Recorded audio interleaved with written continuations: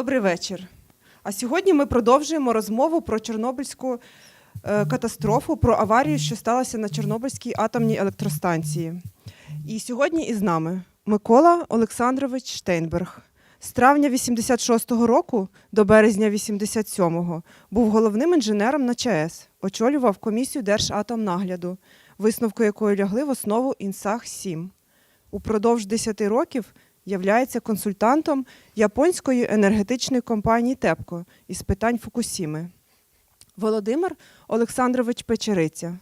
У 1986 році працював заступником начальника медсанчастини міста Прип'ять.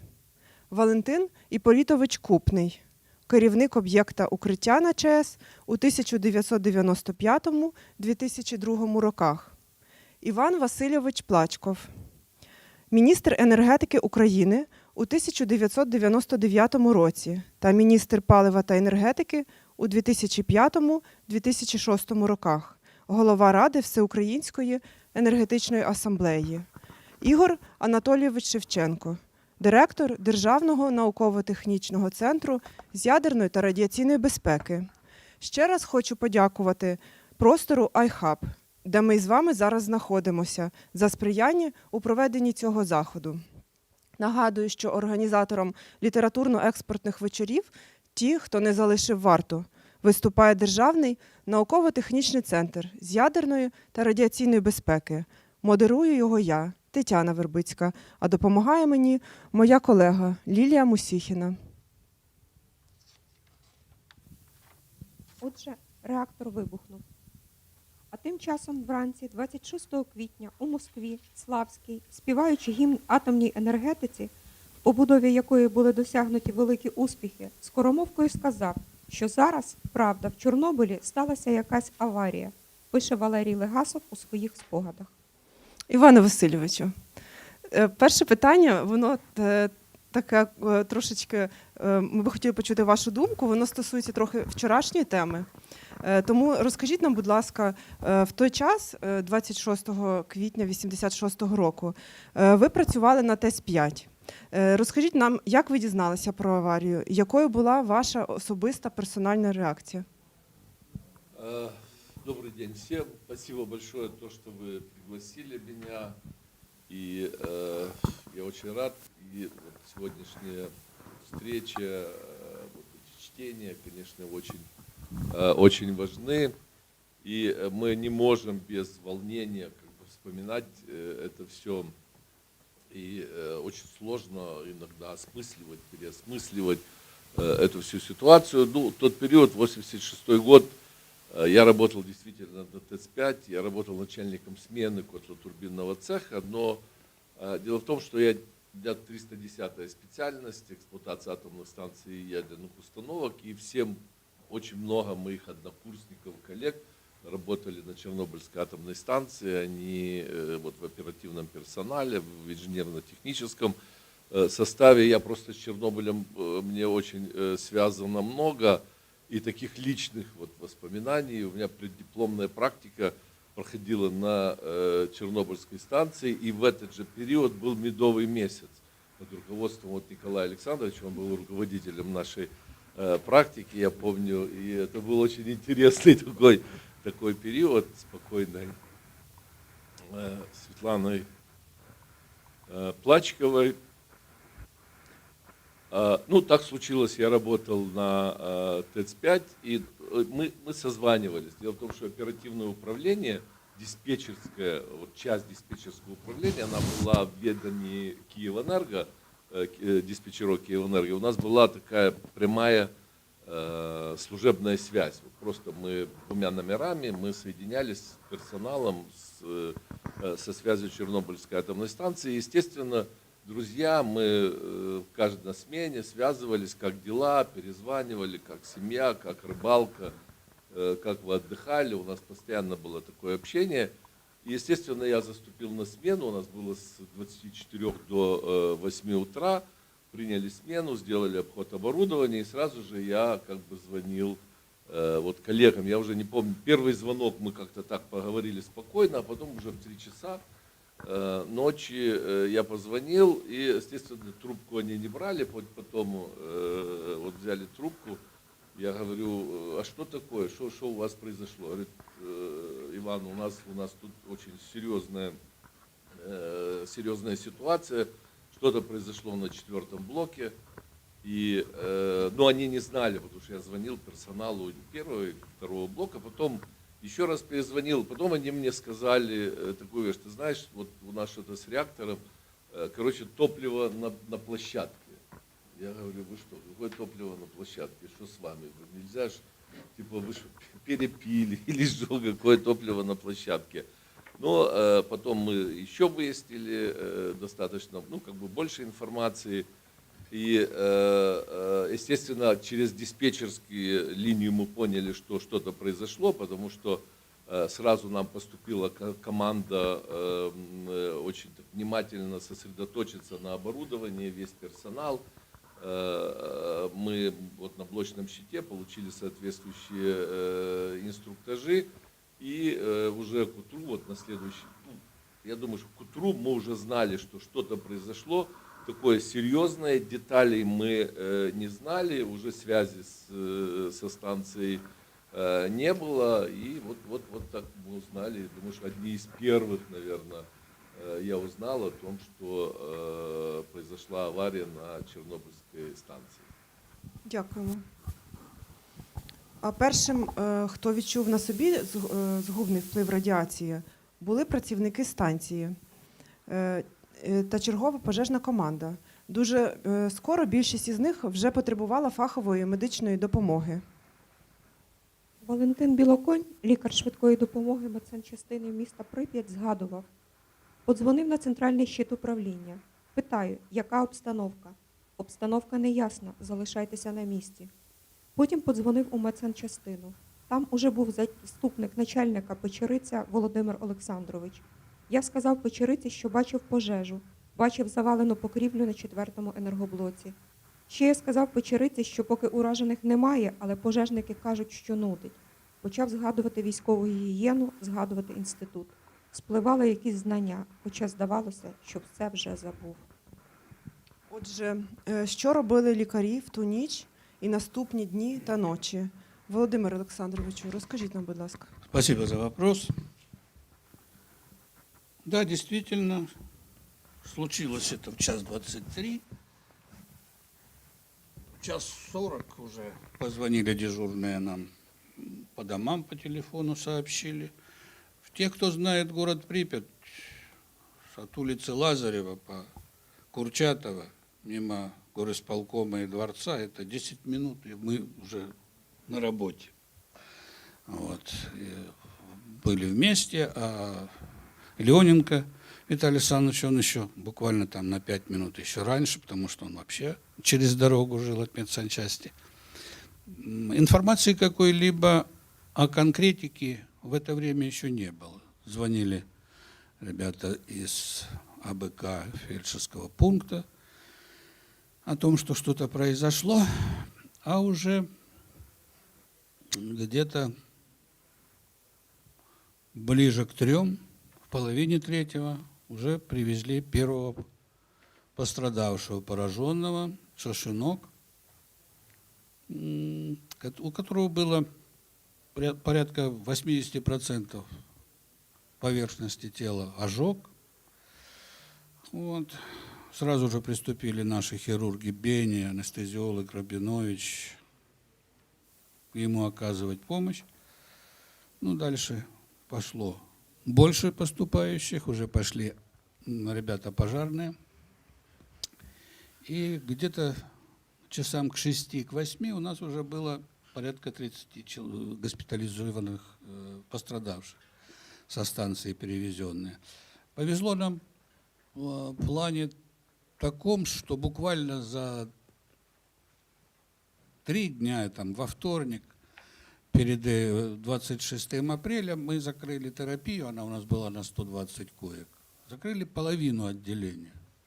То есть 60 коек у нас свободные были. Абсолютно. Матрасы там были, только застелили постельные, переодевали их, обрабатывали. Ну, были пижамы, а потом кончились пижамы.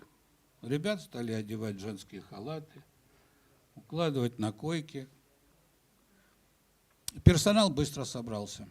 Хотя, ну, с пятницы, это уже считайте суббота, выходные, а вы помните, что апрель был того года очень теплый. Буквально больше 20-25 градусов днем бывало. То есть все на дачах, кто-то в пятницу уехал, кто-то собирался в субботу. Но, тем не менее, персонал мы собрали, и медсестер, и врачей. И стали оказывать помощь. Аптека, был большой запас у нас растворов, которые нужно было капать этим пострадавшим. Ну, собрали со всей медсанчасти, со всех отделений штативы для того, чтобы капельницы поставить. Но их все равно не хватало. Ну, придумали очень быстро.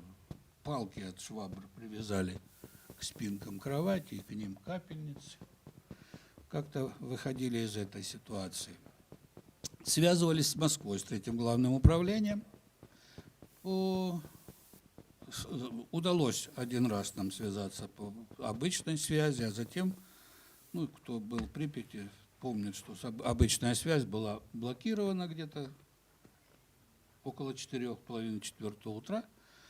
Вот. Ну, а Виталий Александрович, он же ездил на станцию, там по искре, по спецсвязи связывались с главком. И он практически вот это был. То он в бункер ездил раза 2 или 3, то в горисполкоме, то в горкоме партии, там, где штаб организовывался. А мы в медсанчасти ждали, потому что Москва уже сказала, что к нам едут специалисты, радиологи, эксперты. Хотя полной уверенности в этом не было. Даже когда они приехали, ну, где-то в 9 утра это было, прилетели, то первая версия была, что это отравление от того, что горели кабели по типу фосгена, ну, в общем, в таком плане. Ну, а затем уже к этому времени Шашинок погиб, потом симптоматика у пожарных развивалась очень быстро. И пришли к выводу, что их нужно увозить. В 11 часов был первый организован рейс, автобус «Икарус» от медсанчасти и на Киев. Первых мы отправили 36 человек, и их сразу отвезли в аэропорт на Киев и на Москву, в 6-ю клиническую больницу, где уже им потом занималась ими Ангелина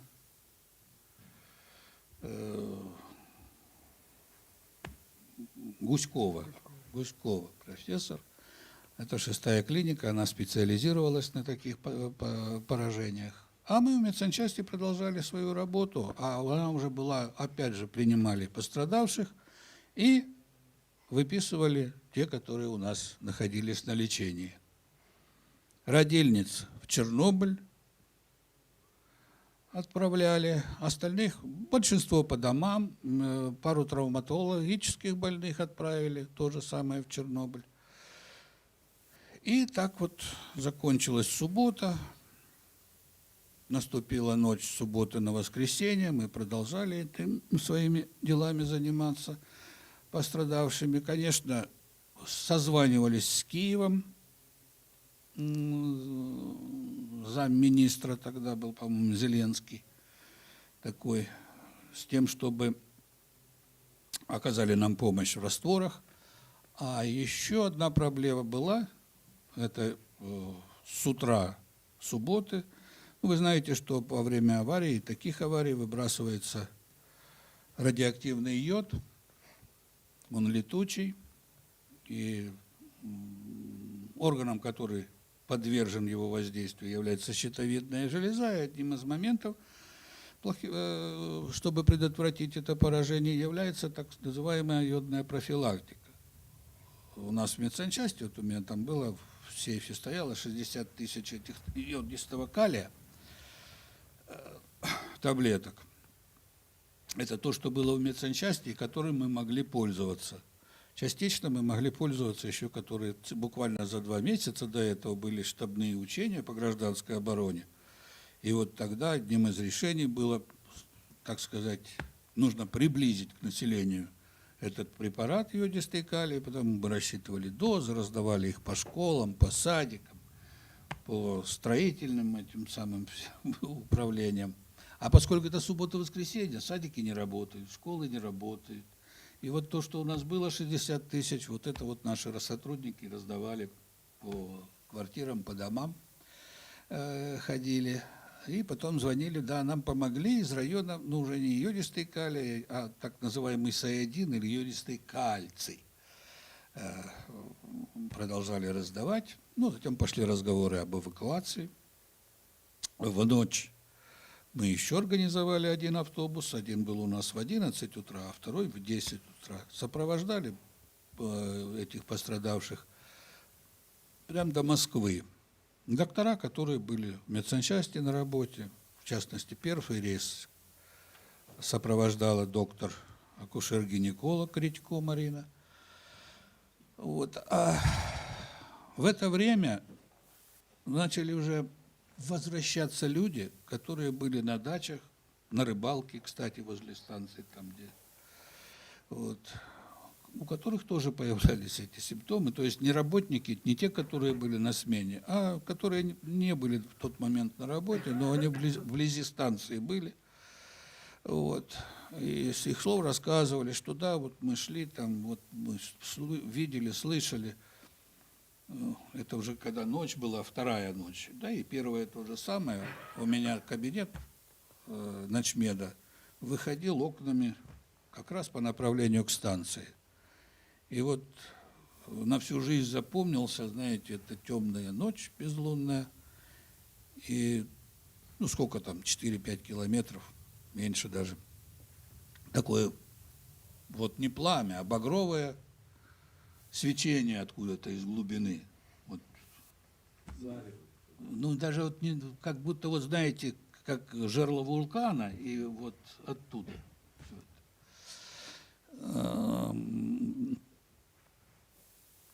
Вот такое было впечатление. Что еще сказать по медикам? Мы продолжали работать там долгое-долгое время. Начальник медсанчасти где-то в конце апреля, в первых числах мая, его вызвали в Москву, в 3-е главное управление, и он там потом остался лечиться в 6-й клинической больнице. Мы продолжали, мы выехали где-то 27-го и были эвакуированы в пионерлагерь под Чернобыль, лесная сказка, да, была, по-моему, так он назывался. Там мы расположились, и там были какое-то время одно. Но я еще могу сказать, что 27-го была объявлена эвакуация населения города Припяти. Эвакуировали по домам, не по месту работы или как, а просто подъезжали к дому автобусы, и эти автобусы развозили уже по Киевской области, и в сам Киев завозили кто-то, туда тоже ехали автобусы. А мы продолжали работать. Если кратко, то это вот лесная поляна, затем белые пароходы, Страхолесье, там, потом уже в Страхолесье, когда стали строить этот зеленый мыс, уже там у нас прекрасный был медицинский комплекс построен по финскому образцу. А до этого развертывали, ну, будем говорить так, врачебные пункты.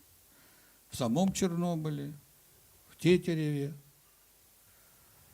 Короче говоря, к 9 мая мы развернули 38 здравпунктов по всей 30-километровой зоне с наибольшей концентрацией в самом Чернобыле. Вот. И тогда еще вот Дитятки этого не было, это попозже этот пункт пропускно сделали. Там, значит, это уже было позже. А так дальше развивали свою систему оказания помощи. Приезжали к нам из командировочные доктора с командировки, с Челябинска 40-го приезжали, с Ангарска приезжали. Бригадами оказывали нам помощь, это еще в пионерском лагере. А уже дальше это уже нет. Потом организовывалась база лечения уже в городе Киеве, в лечебных учреждениях. Сюда мы возили своих больных, но это не обязательно было связано, допустим, непосредственно с аварией. Жизнь есть жизнь. Это были и травмы, и были хирургическая патология, которая требовала вмешательства в условиях стационара. Вот так мы и занимались, медики. Дякую вам дуже. Ми трошечки вибрали час, але дякую, тому що було цікаво, і медична частина висвітлюється дуже рідко і від безпосередніх учасників подій не часто, тому я думаю, що це було цікаво послухати. Евакуація жителів міста Прип'яті пройшла організовано. О 14-й годині 27 квітня біля кожного під'їзду стояли автобуси. Люди їхали без нічого, оскільки було оголошено, що незабаром вони повернуться. Мало хто з тисяч евакуйованих розумів, що Прип'ять вони залишають назавжди. Зазначають у своїй книзі «Чорнобиль. Як це було. Попередження» Микола Штейнберг та Георгій Копчинський. Микола Олександрович, питання буде до вас. Скажіть нам, будь ласка, як ви гадаєте, які причини того, що людей повідомили із затримкою, а евакуація з Прип'яті розпочалася лише о 2-й пополудню 27 квітня? Ну, по-хорошему, конечно, об эвакуации должны рассказывать люди, которые ее организовывали, проводили здесь на месте. А вот это блуждающее понимание, что была задержка и так далее, и так, и не так. Ну, прежде всего, вернемся к часу ночи 23, когда произошел взрыв. Первый выброс материала радиоактивного произошел строго на запад, вот вдоль железной дороги. Город был чистый. Потом начался поворот ветра на север. Но в этот момент, после первого выброса, аппарат молчал. Ну, физики понимают, он был в йодной яме. И реальных выбросов, еще процессы там, ну, плохо изученная сейчас ситуация. И потом, вот где-то в районе 9, в начале 10 ночи, аппарат, реактор, вообще говоря, начал выходить из йодной ямы. Ну, ТСМ, да. Тогда мы еще не знали, что там. И начал наращиваться буквально по минутам, шел рост активности. Но к этому времени, скажем так, вектор выпадений, он был уже восточнее города. И вообще говоря, это спасло город. Что в противном случае мы бы в городе, если первый выброс лег на город, мы бы получили рыжий лес со всеми вытекающими отсюда последствиями. То есть вот это спасло. И когда до 9 часов вечера, пока не начался рост активности в городе, вот в районе горосполкома, в этой части, потому что часть города, основная часть города была чистая, не было явных и четких показателей к тому, что надо производить эвакуацию. В этот момент, к этому моменту уже прилетели специалисты московские и так далее, я уже не буду останавливаться на фамилиях. И первое обоснование расчета выполнил Хамьянов из ВНИАЭС, которые были поддержаны директором института Абагяном, который тоже был уже здесь. И они первые дали, так сказать, расчетное обоснование, что по нашим расчетам город надо эвакуировать. Когда прибыл Щербина, правительственная комиссия, это было уже где-то, по-моему, после 10 вечера, значит, выводы этих расчетов были положены сразу на стол, и там практически сразу было принято решение об эвакуации. Но нельзя объявлять эвакуацию, если вы не готовы. Надо четко понимать, за этим сразу последует паника. А сама эвакуация прошла в высшей степени организованно, и изучали, кстати, ее весь мир изучал, как это сделано. Такой город, 52 тысячи человек, практически за 2 часа покинул город. Почему было объявлено, так сказать, на 3-4 суток? А если бы объявили навсегда? Вы можете себе представить, каждый с собой сколько чемоданов тащил бы? То есть, ну, я считаю, что эти все решения приняты обоснованно и четко. Потом люди приезжали, забирали вещи и так далее. Была целая кампания по этому поводу. Ну, я не представляю себе, что бы творилось и как можно было. Это была бы паника, была бы давка и со всеми вытекающими отсюда последствиями. Это надо вот совершенно четко себе понимать. Транспортные колонны начали формировать, насколько я знаю, по инициативе Константина Ивановича Масика. тогда он был заместитель председателя Совета министров Украины, еще днем, 26 числа, до каких-то принятия решений. Надо же было собрать 1140 или 1160 автобусов, порядка 200 грузовых автомобилей. Это надо было все сюда переместить, подготовить, расписать по подъезду колонны. Ну, кто-то, наверное, видел в документальном фильме начало эвакуации, когда пошли вот автобусы. Это же трудно себе представить, как это было организовано. Но реально за 2 часа у каждого подъезда стояли автобусы, люди выехали. Проблемы начались потом. Когда я вчера говорил, что полный провал гражданской обороны, людей везли по следу. Потому что те, кто должен был заниматься, местные власти, гражданская оборона, измеряя, они вообще не умели пользоваться радиометрической аппаратурой. И на самом деле основная масса была вывозилась в этом направлении на Полесск, на который лег основной выброс. Ну, это вот провал гражданской обороны. А организация в городе, она, эвакуация, прошла в высшей степени. Вчера поднимался вопрос, я хочу к нему вернуться, по поводу мытья города, и в это время дети бегали по этой пене и так далее. Я думаю, что никто никогда не найдет ответа на этот вопрос. Но сегодня уже упоминалось, что связь была вся прервана. Провалилась гражданская оборона, но я не думаю, что ее провалили люди, которые жили в городе.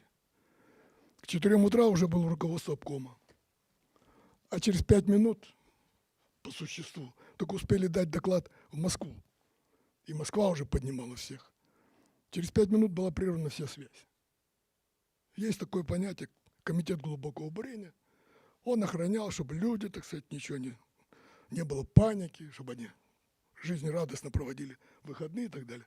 К концу дня, когда уже стало ясно, что город надо эвакуировать, вся эта вакханалия прекратилась. Ну, это моя оценка ситуации. А восстановить эти вещи, я думаю, у нас умели закрывать эту информацию, никто ее не знал. Вот реально. А сама, я еще раз вернусь, эвакуация, она изучалась во всем мире. Это вот реалии, как это было.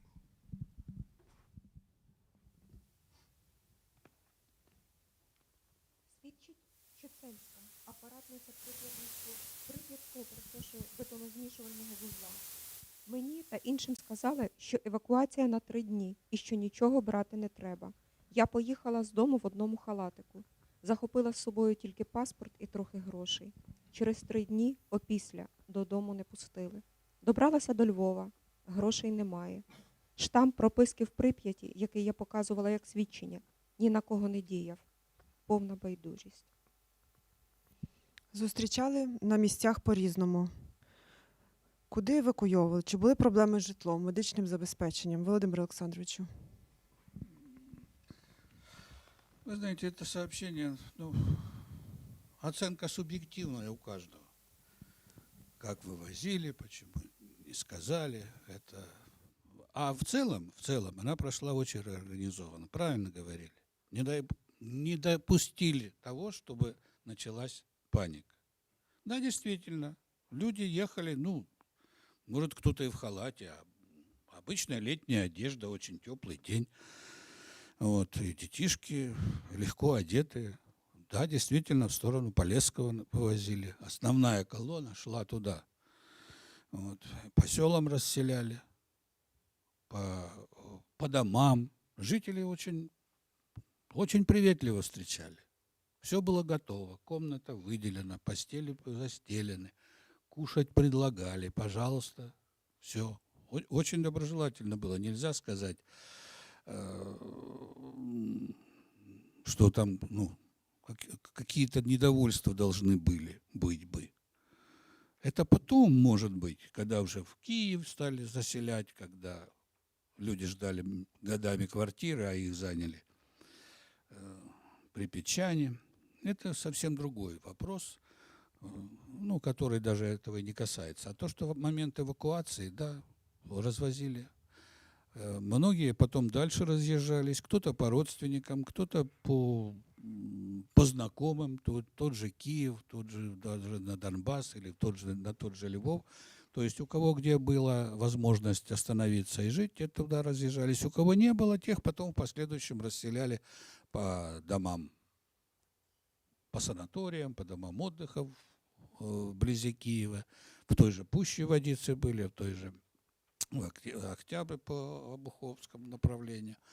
То есть в этом плане нельзя сказать, что какие-то были предвзятые нехорошие отношения. Я свидетель, мне жена с детьми уехала в город на то время Дзержинск Донецкой области. Буквально только она приехала, уже пришли из горкома, пожалуйста, мы вам готовы предоставить жилье. И тогда была у моих родителей.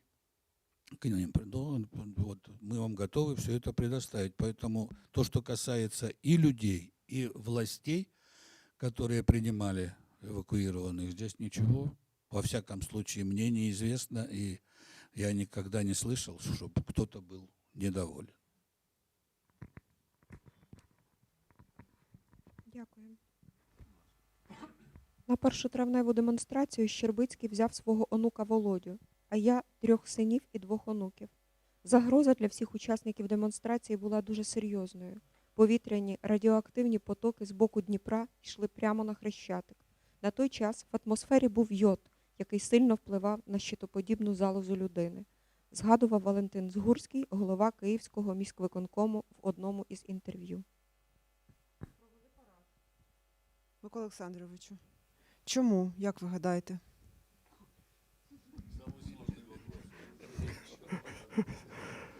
Татьяна, на этот вопрос ответ должен дать мэр города Сгурский. Я знаю, что это был прекрасный мэр, его многие помнят, киевляне. Действительно был. Он написал, так он же, вообще говоря, руководил городом. Без него ж парад не проводился, без него демонстрация не проводилась. Вот этим людям надо задать вопрос, почему не? Я могу сказать с точки зрения моего понимания ситуации.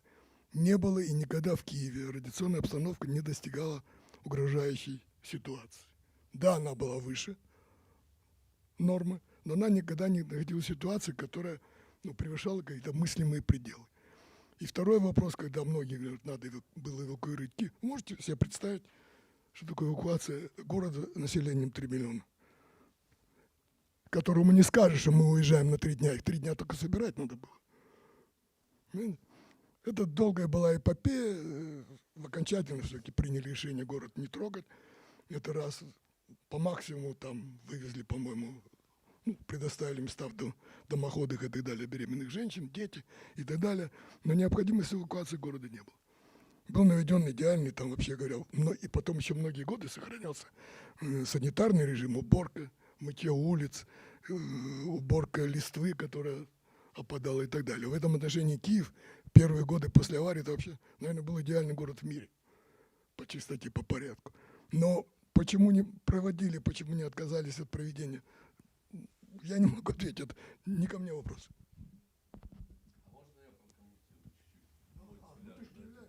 Так, прокоментуйте, будь ласка, Іван Васильович. Знаете, я думаю, что Николай Александрович абсолютно прав, но этот вопрос, он рассматривался через призму политической составляющей. И я думаю, что не от Згурского это зависело. Я думаю, этот вопрос решался на уровне руководства партии того же Щербицкого и даже, наверное, в Москве. Я думаю, на тот период еще не было такой информации, страна была закрытой, и выхода информации на все страны, на внешний мир, он контролировался. И если не провести парад, тогда это подтверждение того, что что-то случилось серьезное, и надо было объяснять, почему не проводится этот парад и киевлянам. И это тоже могло быть таким, всплеском паники, потому что людям начинали задать вопросы. Хотя на то время уже многие киевляне знали. Вот, например, мы знали, все Киевэнерго знало, а это работало тогда 40 тысяч, там больше человек, потому что весь состав, потому что Чернобыльская станция, она была в зоне Киевэнерго, потому что сети, 3 области, в том числе Чернигов, Житомир, Черкассы. И были мобилизированы абсолютно все автотранспортные предприятия, ремонтные предприятия сразу. И понятно, что семьи знали, это многие знали, и была ситуация напряженная. Вот я как бы по себе, ну, тут у меня информация была, и я думаю, что это было чисто через призму такой политической составляющей, и не было алгоритма поведения с вот, 3-миллионным городом, с этим населением. Трудно было на тот период, просто не были готовы, и тогда не смогли бы так организованно это сделать, как это сделали по Припяти. Конечно, мы сейчас можем судить, делать выводы и так далее, но тогда ситуация была ну, такая, кроме такой технической составляющей, там, медицинской составляющей, на тот период, это 86 год, там доминировала политическая составляющая. Дякуємо, Іване Васильовичу, за доповнення. Іван Миколайович Макух, інженер-хімік, розказував, по телевізору раптом з'явилися передачі. Один із сюжетів.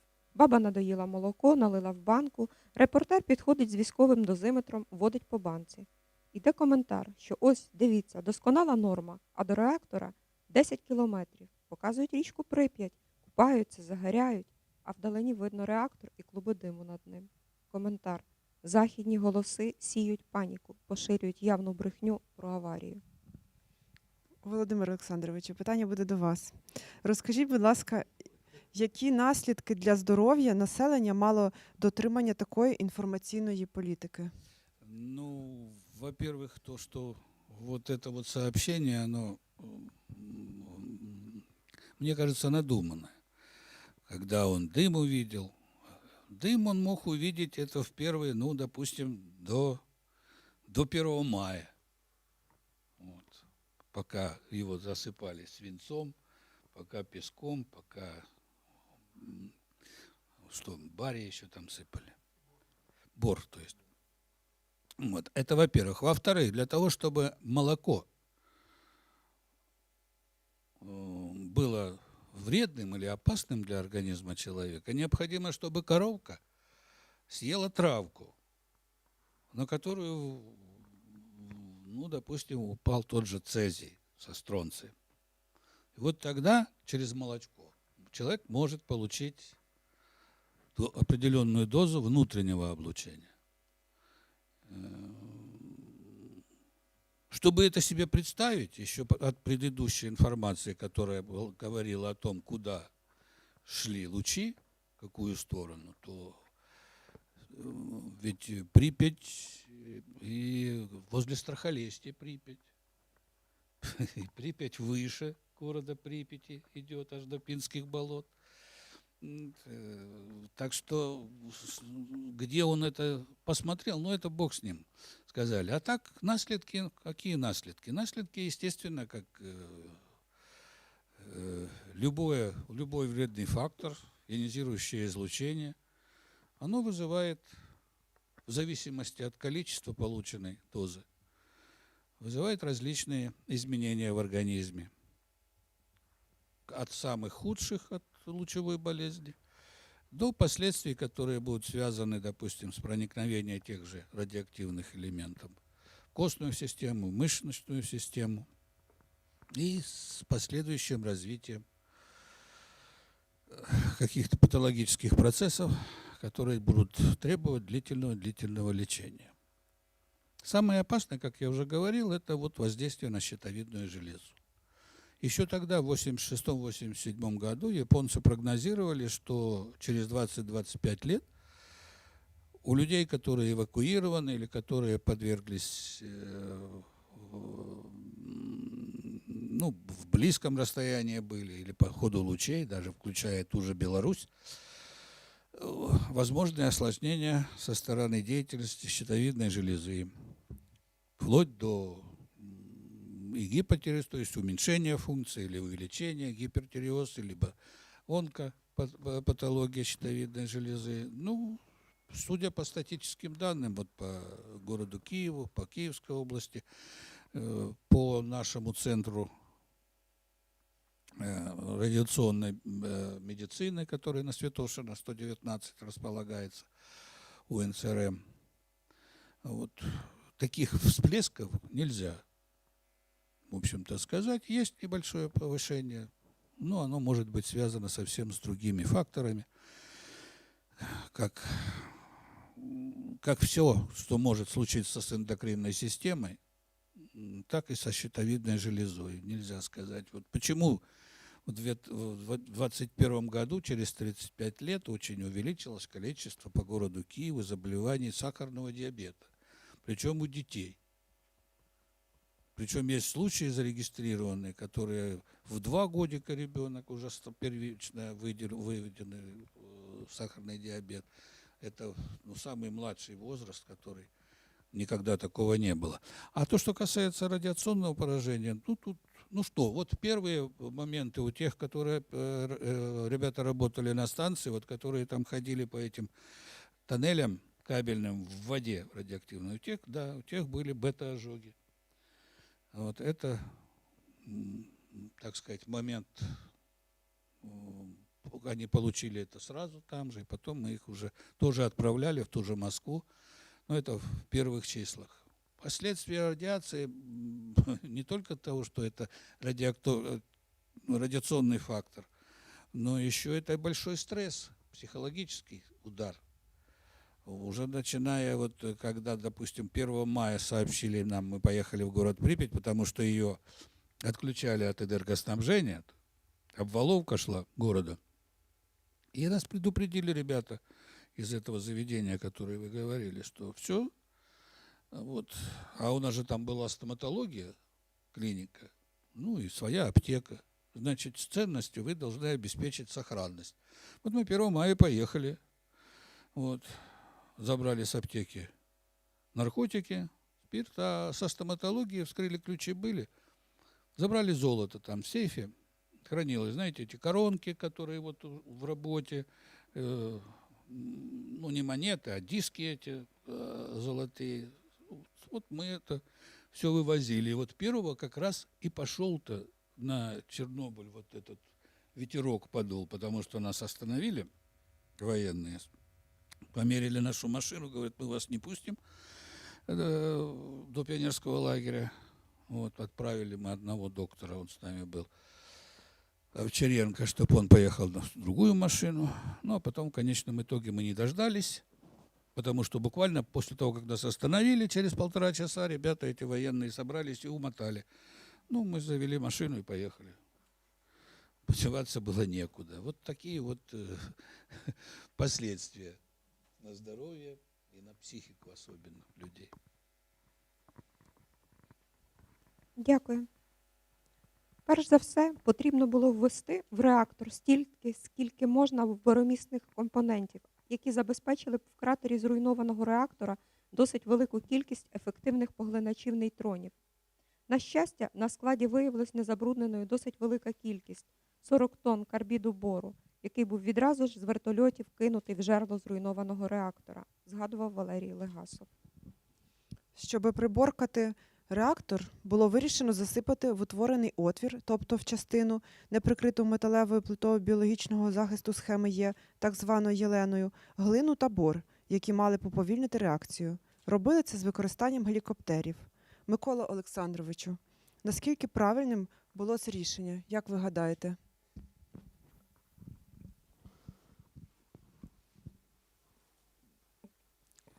Любое решение, которое принималось в первые часы, первые дни, сегодня можно говорить, было правильно, было неправильно. С сегодняшнего понимания ситуации. Надо просто понимать, в какой ситуации тогда оказались все. И врачи, и специалисты. И, в общем-то, я считаю, что в той аварийной ситуации первые дни вышли достаточно с честью, когда были, так сказать, ошибки. Бора не было на станции, потому что у нас нет борного регулирования. Бор привезли, по-моему, в течение суток с Ровенской АЭС. Почему сбрасывали бор, понятно, для подавления, так сказать, возможных цепных реакций. Что сбрасывали еще? Сбрасывали свинец. Была выдвинутая идея, она вообще говоря, по идее, правильная. Первые высказали ее специалисты Курчатовского института, что идет разогрев топливной массы, которая там осталась, и, возможно, наступление того самого китайского синдрома. И один из вариантов был, это свинец, легкоплавный металл, который будет отнимать тепло. Поэтому сбрасывали свинец. Свинца собрали здесь, по-моему, я не знаю, сколько, но весь запас, который был тогда в виде этих самых чушек Советского Союза. Сбрасывали песок. Да, это в основном была попытка ограничить выбросы радиоактивных веществ в атмосферу. Сама эпопея, вот эта, которая была, она, конечно, вот тоже один из элементов, ну вот как в этой ситуации объединяются люди. Да, все помнят о работе вертолетчиков по забрасыванию. Потом уже было организовано где-то с 3-4 дня механическая погрузка там этих мешков, подготовка песка и так далее. А кто первые сутки грузил? Население города. Вдоль дороги от Припяти до Чернобыля люди, строители, монтажники, грузили вручную лопатами, загружали мешки, подвешивали, машинами доставляли на эту центральную площадь Припяти, подвешивали это самое к вертолету, вертолеты шли, так сказать, бомбить. Я должен сказать, что вообще большая часть сброса оказалась не, так сказать, в шахте реактора, а на поверхности, на полу центрального зала. Предъявлять какие-то претензии невозможно. Вертолет не предназначен для бомбометания. У него нет для этого специальной аппаратуры, это раз. Летчики не могли спуститься ниже отметки, чтобы лучше попадать, потому что труба рядом. И они героически сделали, ребята, все то, что могли сделать. И в этом отношении работа была выполнена. И не заканчивали заброску 1 мая, уже я приехал, еще дважды было заброски где-то числа 8, 9, 10 мая. Продолжали заброску, отдельные очаги и так далее. Так что была выполнена работа. Но бор был не на складе, а на Ровенской АЭС. У нас нет борного регулирования, поэтому на станции бора не было. Дякую. Вражала кількість техніки, важкі вертольоти, середні вертольоти, льотчики, молоді хлопці стоять в лісі, біля реактора хапають рентгени. Наказ, військовий наказ. Але навіщо було посилати туди таку кількість людей, опромінювати? Навіщо? Були потрібні фахівці, а не людський матеріал. Згадували пізніше ліквідатори. Микола Олександрович, знову запитання до вас. Скажіть, будь ласка, чи розуміло керівництво, тобто ті, хто віддавали такі накази, що відбувається, з якими дозами мають справу і наскільки це небезпечно? Давайте подойдем к этому вопросу несколько с другой стороны. Вообще было 3 категории участников послеаварийных событий. Первое это было, грубо говоря, профессионалы Минэнерго, те, кто работал на станции и подрядная организация министерства, строители, монтажники и так далее. Вторая категория, она появилась уже где-то во второй половине мая, это был Средьмаш, строительное управление 605, ну и не только они, которые отвечали за сооружение саркофага. И была самая большая категория – советская армия. Если мы говорим о Министерстве энергетики и говорим о Медсредьмаше, там в тех условиях, которые были, с моей точки зрения, был, ну, может, не идеальный порядок в отношении радиационной защиты, и были и проколы, конечно, у нас, но там был профессиональный порядок. Сложнее оказалось, конечно, с армией. Понимаете, все рассказывать это время займет, но вот выходит на работу рота на территорию, на уборку. Один дозиметр у командира этой роты. Иногда второй дозиметр у того, кто замыкал эту колонну. Все остальное рассчитывалось, так сказать, по этим самым. Это говорит только о том, что вот эти все разговоры о готовности. Холодная война, да, ядерное оружие и так далее. В армии не оказалось респираторов, которые, ну, они и не могли там, по идее, быть. На флоте, да, лепестки такие же, как у нас, лепесток 200, ткань Петрянова, идеальный защитный, так сказать, организм для дыхания. А в армии вот эти зеленые Р-2, по-моему, они назывались, они только против пыли. Против аэрозоля они не работают. То есть много вот таких моментов было, об этом много писалось, говорилось и так далее. Это просто раскрыло ситуацию, насколько мы готовы. Если возьмем, допустим, спецодежду. Что у нас было? Ну, белая, серая, любая одежда, то есть комбинезон. Мы в 87 году, когда для меня вообще была первая поездка за границу, у нас группа человек 12-13 вылетела по вопросам ядерной безопасности, с американцами встречались. И они пустили 3 человека, американцы, допустили на 3 майл аварийную станцию. Это первые 3 советских человека.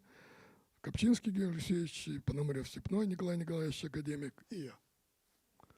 У нас сохранились фотографии, но это космические скафандры. Во-первых, их 2. Там и своя вентиляция, свои приборы. Нас одевали. У меня фотографии есть. Я сижу, меня 2 парня, американцы одевают. Ну, сейчас Фукусима тот же пример. То же самое полностью, это первые 2-3 года пока было, полностью закрытые скафандры. Там ходить в нем невозможно. У нас лучшая одежда была обычная, нормальная спецодежда и лепесток. Органы дыхания как-то защищались, а тело, конечно, там достаточно относительно. Но и при этом можно было и нормально мы организовали в основном режим радиационной защиты. Я еще раз хочу сказать, профессионально это Минэнерго и Минсредмаш. С армией, конечно, были проблемы. Ну, я больше того могу сказать, наш цех радиационной защиты, ведь мы же вели всех, кроме армии и Минсредмаша, цех станции, который был по существу переполовинен, потому что много женщин работает на обработке информации, они все эвакуированы, студенты приезжали, работали и так далее. С других станций приезжали коллективы. Мы закрывали полностью по радиационному контролю, мы закрывали всю деятельность в зоне, кроме, я еще раз говорю, Минсредмаша. Все подрядные организации, все вел наш цех. Дякую. Саме пекло дісталося тим, хто чистив дах. Їм видавали свинцеві фартухи, але фон йшов знизу, а там людина нічим не прикрита. Вони в звичайних кирзових чоботях, удень по 1,5-2 хвилини на даху. На даху згрібали паливо і реакторний графіт, уламки бетону і арматури. Із спогадів ліквідаторів. Отже, роботи, які велися на даху енергоблока. Чи правда, що люди виявилися сильнішими за техніку? І які рівні радіації там були? Микола Олександровичу, прокоментуйте, будь ласка. Все и правда, все и неправда. То, что тогда были не готовы, это понятно. Но я сегодня бы задал вопрос действующим специалистам. Хоть один робот за 35 лет разработан в Украине, если завтра война, как говорится. Может быть, задание кто-то подготовил? Нет. Ничего не сделано. Тогда мы столкнулись с этим делом. Да, действительно, тяжелая техника на грунту работала. И наши бульдозера работали прекрасно, и работали японская техника. Я уже не помню, чьей такой техники не было. Тяжелая, она на земле. Где-то, тут у нас есть проектанты, могли бы поправить, я так понимаю, где-то лет за 10 до этого вошли в моду так называемые легкие кровли. Легкие. Ты идешь по этой кровле, она у тебя под тобой качается. А там, где впаянный графит, топливо, да, какие краны, какая техника туда, это поднять невозможно. Попытались использовать легкую технику, в частности, луноход. Прекрасные ребята приехали, прекрасно понимающие, знающие технику. Но не поставишь луноход, кровля проваливается, качается. Вот на этой раторной этажерке, которая была, так сказать, бетонной конструкцией, мы туда подняли Владимирец, трактор, одели его в свинец. Он работал все это время, чистил кровлю. Причем никого туда мы не привлекали туда никого, ни военных. Сами трактор ходит и чистит кровлю. А на кровлю центрального зала поднять было невозможно. Кто принимал решение именно таким образом, я не знаю. Формально ее возглавлял по технической части формальный зам главного инженера Юра Самойленко. А от армии там генералитет строил, да, за нашу советскую родину и так далее. Я не склонен читать, и я не знаю случаев серьезных переоблучений. Там действительно все ограничилось время работы. Из этого очень много подняли, так сказать. Другой техники, к сожалению, не было, это факт. Ну, там применяли свинцовые халаты и так далее, свинцовые фартуки. Сколько там прогнали людей, я тоже не знаю, эта информация, так сказать, я не обладаю, ничего сказать не могу. Почему это делалось? Ну, во-первых, все, что лежало на кровле, это влияло на всю обстановку радиационную вокруг, на всю территорию. Это раз. Во-вторых, шла параллельная подготовка к пуску первого-второго энергоблоков. И совершенно понятно, мир бы не понял, что если бы пустили эти блоки, это, опять же, это политические решения. И сегодня обсуждается, надо было пускать, не надо было пускать. Это отдельный разговор. Ну, так сложилась ситуация. Оправдания этому нет. Это я могу совершенно четко сказать. Почему так? Ну, пытаюсь, техники тогда не было. Но у меня вопрос другой. Почему ее нет сегодня?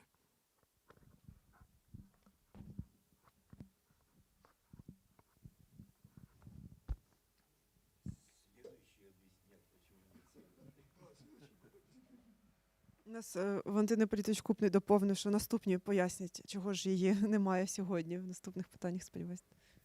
Анатолій Дятлов у своїй книзі згадує, що за його інформацією, голова першого складу урядової комісії Борис Щербина, який приїхав після вибуху на Чорнобильську станцію, змушував скласти графік відновлення блока до осені 1986 року. Валентине Іпполітовичу, розкажіть нам, будь ласка, коли прийшло розуміння необхідності побудови об'єкта укриття?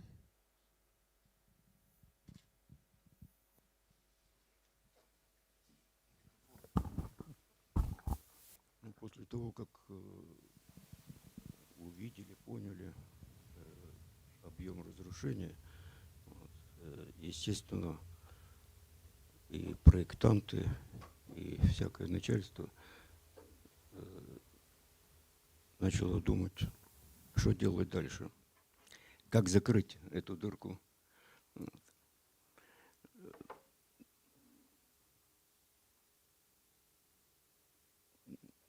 Я вообще не очень понимаю вопрос необходимости. Необходимость очевидная была.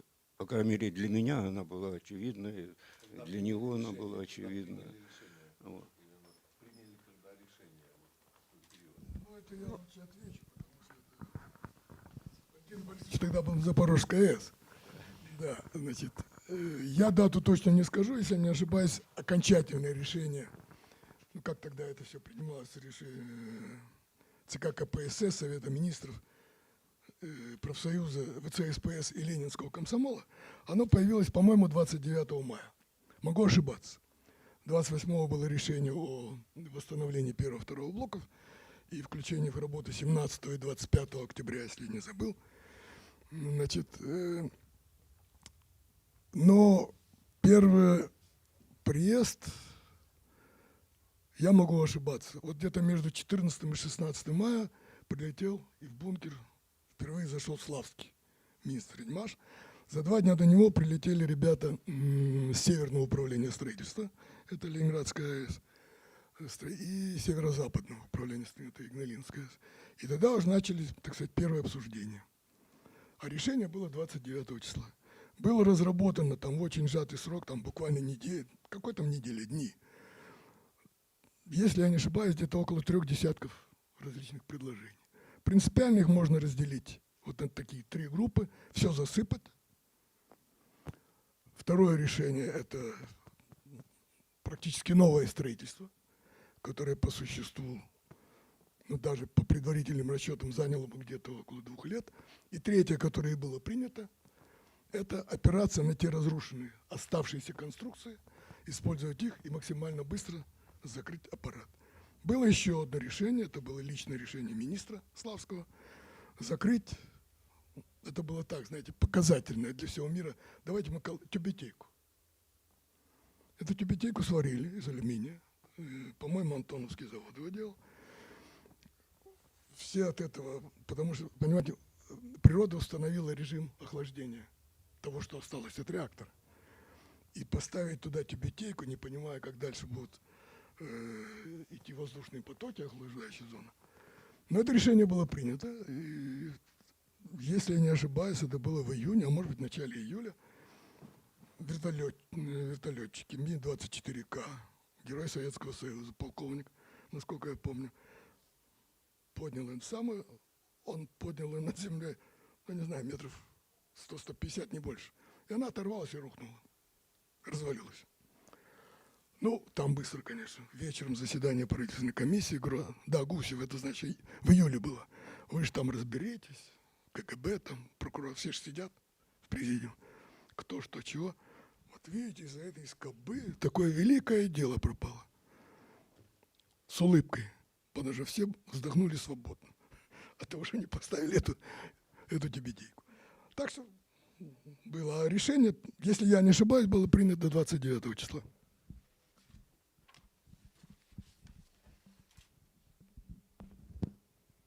Дякую. Валерій Легасов згадував, проектні групи працювали просто на місці. Робота велася за допомогою 2 кранів виробництва ФРН фірми «Демах». Ось із цих кранів ішла основна робота. Але багато робіт, які дозволяли підвищити надійність саркофага, звичайно, доводилося здійснювати руками. Отже, якість виконання робіт при побудові саркофага. Валентине Іпполітовичу, в чому були основні складнощі? Складнощі в побудові саркофагу, об'єкту укриття. Які складнощі були? Я освобожу Валентина Павловна, но он не был в это время здесь. Ну, первое. Потім, Валентин Іпполітович, якщо захочете, Да, допомогу он потом, не да, он расскажет про нынешний саркофаг. Значит, первое. Ну, я не знаю, откуда Легасов брал всю эту информацию, тем более он расскажет, что он все время здесь был и научно этим делом руководил. На строительстве объекта укрытия, ну, тогда он еще был саркофаг, условное такое название, ручного труда практически не было. Все делалось дистанционно. Где был ручной? Вот когда дымагом, допустим, клюшку ложили, тут с южной стороны перекрытие. Ну, не все же видно, крановщик не видит, как легла панель. Если перекрытие не рухнет, и она. Вот там давалось 45 секунд, я не помню, 1,5 минуты. Выбегал человек, все это посмотрел и бежал обратно. Получал свои там положенные 15-20 и дальше перевелся на работу вне зоны облучения. Это было. Были еще какие-то небольшие, может быть, ручные работы. Но не было ручного. С лопатами там никто не работал на строительстве саркофага. Это вообще уникальный объект, как он был сделан. Как проектировали. Вот когда решалась задача поставить зубные коронки, напомню мне, на это самое, на 51-й, я забыл ту ось, балка Мамонт опирается. Я уже не помню, не важно. На кране подняли саркофаг, он не саркофаг, самый, батискаф, так и называлось. Батискаф, освинцованный, с защитой. Там были проектанты. Экраном подносили эту к тем опорам, делались фотографии. Измерить там ничего, конечно, было нельзя, никто туда не ходил. И потом набросили туда специальную сетку, приготовили, мешки с цементом, залили их водой, потом на нее легла балка Мамонт. То есть, да, это было, но это самое, бетон шел, на бетон. Впервые многие в нашей жизни впервые увидели, что такое бетононасос. Да, раньше-то мы как строили? Бетон краном подняли, вылили, высыпали. Бетононасос. На первом ярусе стоял 3 бетононасоса. И когда в 3-й ярус, по-моему, забетонили, там поставили, чтобы можно было бетон подавать выше. Все раз в сутки, или я не знаю сколько по времени. Также мы откачивали в воду в первых числах мая из 4-го блока. Стояла пожарный в транспортном коридоре пожарная машина, насос. Все, тогда раз в сутки подходил этот самый заправщик, заправляли топливом, он уходил, и все. То же самое также заправляли топливом бетонные насосы, они исправно работали без остановок. Краны работали дистанционно, специальные были камеры, управлялись они с 81-го здания, я уже сейчас забыл. было помещение, там под бетоном все, там сидели крановщики, дистанционно управляли кранами. Это же вот эти все сказки про ручной труд при строительстве. Ну пусть будет нас... Если можно, я Да. хочу добавить несколько таких моментов. Вот надо понимать, что все инженерные решения, которые надо было принимать, они были нестандартными и они были уникальными. Потому что там не могли принимать типовых каких-то решений и так далее. Поэтому это уникальные, нестандарты и сложнейшие решения надо было принимать. Поэтому я думаю, и вот конструктора, те, которые работали и такой в режиме онлайн, это надо было за короткий срок разработать конструктив. Потом те монтажники, они эти металлоконструкции, они прямо на площадке делали, и права на ошибку практически не было. Там вот, ну, нельзя было ошибаться, потому что это по времени. И я думаю, что это был, ну, как бы уникальный опыт, уникальный, ну, говорить, подвиг людей. Это принимали ну, до гениальности какие-то решения в этих чрезвычайных условиях. И ну, вот вы, вот воспоминания, ну, было, конечно, вот много вещей, когда вот все воспоминания, вот они как бы веют таким, как бы непрофессионализмом, безалаберностью и так далее. Наверное, были моменты, но в целом, я думаю, что это была высочайшая организация и решение вопросов на высочайшем техническом уровне, но не без моментов, потому что ситуация, ну, была уникальной, такой никто не мог предполагать, и дай бог, чтобы мы не столкнулись вот с решением подобных задач в будущем. Так, дякуємо, Іван Васильович, за доповнення. Я хотіла сказати, що ми цитуємо різні джерела, і в тому числі художню літературу. Тому тут, можливо, є і не в тому числі художню.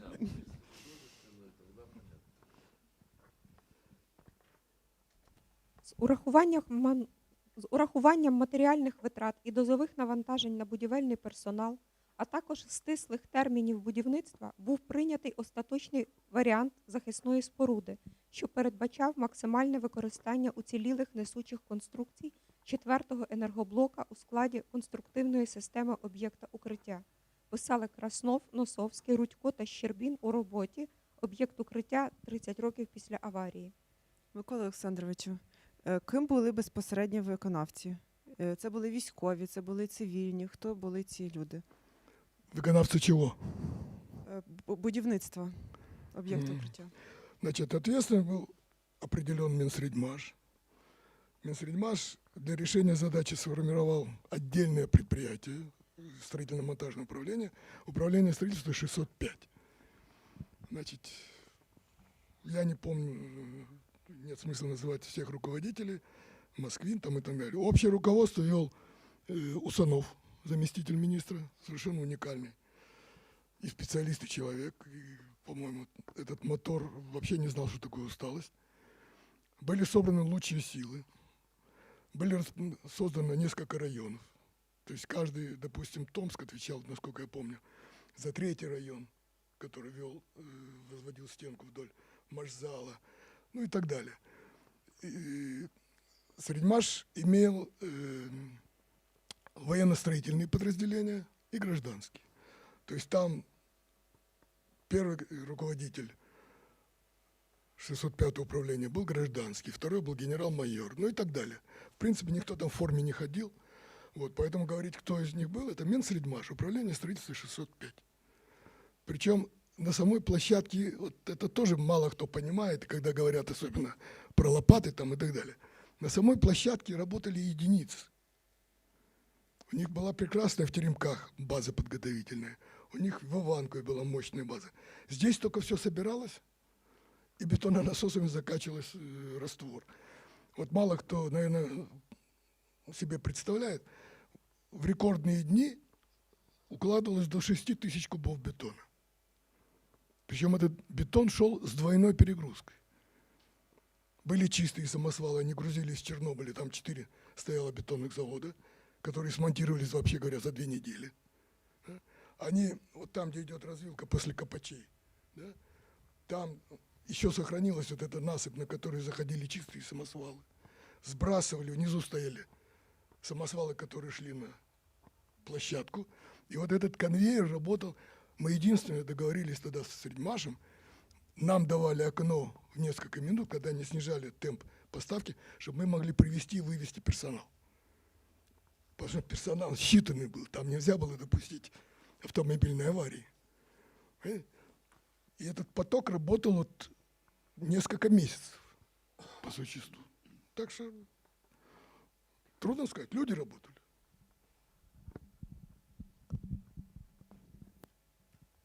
Станіслав Іванович Гуренко, секретар ЦК Компартії України, в період аварії працював на посаді заступника голови Ради міністрів УРСР, писав: «Персонал Чорнобильської АЕС під керівництвом директора станції Еріка Миколайовича Поздишева вів роботу з дезактивації, з ревізії і налагодження обладнання першого та другого блоків.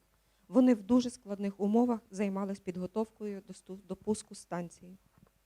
Микола Олександрович, знову запитання до вас. Коли і як модернізували та запустили в роботу перший, другий і третій енергоблоки Чорнобильської АЕС? І які дезактиваційні роботи цьому передували?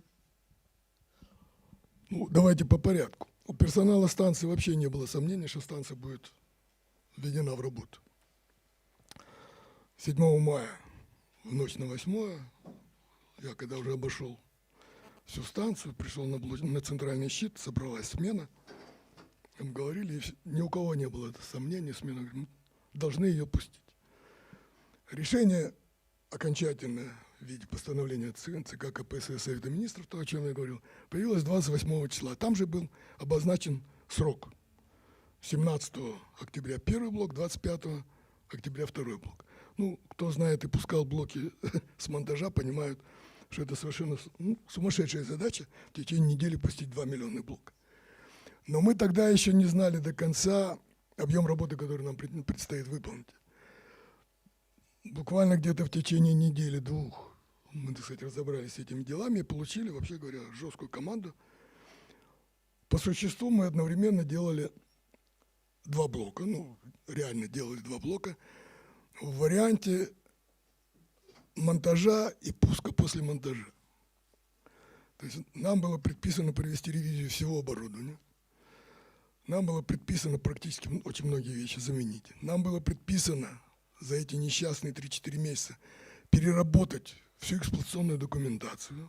Эксплуатационники знают, что это такое, когда у вас, допустим, в турбинном цехе, я уже не помню, у нас было 6 десятков где-то всяких производственных инструкций и так далее. Нам было предписано полностью перетестовать персонал. Это вообще сама по себе сумасшедшая задача. Собрать комиссии, провести экзамен. Все это должно было быть сделано вот за июнь, июль, август, сентябрь. Ну, поскольку 26 числа я был назначен главным инженером, я для себя поставил другую задачу. Не 17 октября, а 26 сентября.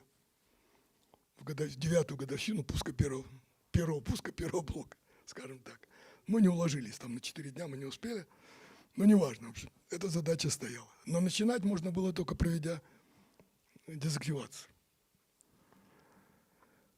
И эта работа целиком, я считаю, легла на 2 человек. Это на Тараса Григорьевича Плохова, который был до 1982 года замглавного инженера на Чернобыльской, потом он уехал главным на Балаковскую, я потом к нему уехал замом. Ну, там были у нас свои события неприятные, погибло 14 человек на пусконаладке. Значит, и он там был в это время понижен должности, он тоже прилетел, мы вместе с ним приехали. Он по своему характеру вообще гениальный парень, так нельзя говорить, наверное, по возрасту, к сожалению, его нет уже. Значит, он разработал всю программу дезактивации, расписанную до каждого помещения. Снаружи это занималась армия, внутри мы руководили, в том числе и армейские руки работали. Ну, была идеально разработана система. И второй, я сейчас забыл фамилию, полковник из Академии химической защиты из Москвы. Ну, потом научный центр, так сказать, армейский. Вот эта системная пошла работа по дезактивации. И она была завершена в первом приближении, то есть первый поток, где-то к концу июня. Потом мы запустили по этому же маршруту, второй пошел эшелон дезактивации. И начиная с первых чисел июля мы начали 2 по существу капитальных ремонта. Я не буду говорить о той нагрузке, которая была на коллективе, так сказать, на персонале станции. Это, конечно, был сумасшедший дом. Тем более очень много пришлось там переделать по аппарату, дополнительных мероприятий по повышению безопасности. И много ребят приезжало с других станций, помогали нам. Мы военных, я официально обратился к военным. Ребята, вы же призываете сейчас из запаса. Если есть специалисты, слесари, неважно, он слесарь по тракторам, давайте их нам, потому что нам нужны люди вот такого уровня. И нам действительно военные очень много. Они не работали самостоятельно, мы включали их в бригады на те работы, которые можно с точки зрения безопасности. Конечно, материально мы были обеспечены полностью. То есть все министерства получили задание, все заявки Чернобыльской станции принять к исполнению без всяких замедлений и промедлений. Наиболее сложная задача была по электротехническому оборудованию и по системам контроля измерений. Понятно, что они больше, так сказать, улучшение влияло на них. Я помню день, когда, по-моему, первый или второй раз я выехал со станции на один день в Киев. Прилетели все главные инженеры и директора заводов системы приборостроения. И вот я к ним поехал со всеми списками и так далее. Мы сутки там практически сидели, оформили все документы. А дальше там вся эта техника поступала практически без замедления. И огромный объем работы, конечно, выполнили по контролю металла. По сварным соединениям, металлу и так далее. И Александров тогда вот прилетал по этой проблеме. Ну, вот сделали. Теперь по первому, второму, третьему блоку. Первый, второй блок вопросов не было. Строго говоря, дезактивации можно было бы их пускать. Там не было разрушений. По третьему блоку отношение менялось несколько раз. Первый раз 25 июня у нас, почему я дату запомнил, потому что на второй день после, так сказать, дня рождения я в самолете вспомнил, что у меня был день рождения. Мы улетели, нас вызвали вдвоем. Меня и Сережу Парашина, Сергея Константиновича, тогда он был секретарь парторганизации, вызвали в ЦК. Ну, поскольку 2 самолета в нашем распоряжении было, мы управляли авиацией тогда. Значит, мы пришли, Марьин, Копчинский. Очень долго мы там, оба въедливые, конечно, нас выпотрошили полностью по всем вопросам, возможности и так далее. Мы ответили на вопрос по третьему блоку. Третий блок пускать нельзя. Это будет слишком дозозатратно и проблематично с технической точки зрения восстановления. Он же был открыт практически.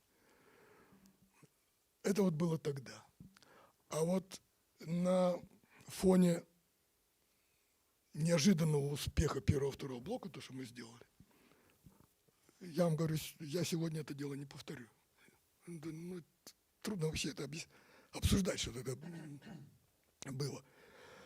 И вот упоенный вот этой победой, первый-второй блок, когда в декабре или в конце ноября принималось решение по пуску третьего блока, возражений не было, только одно было: дайте хоть немножко передохнуть, потому что физически это было невозможно. Ну, вот где-то конец ноября, в декабре дали возможность персоналу хоть немножко вздохнуть.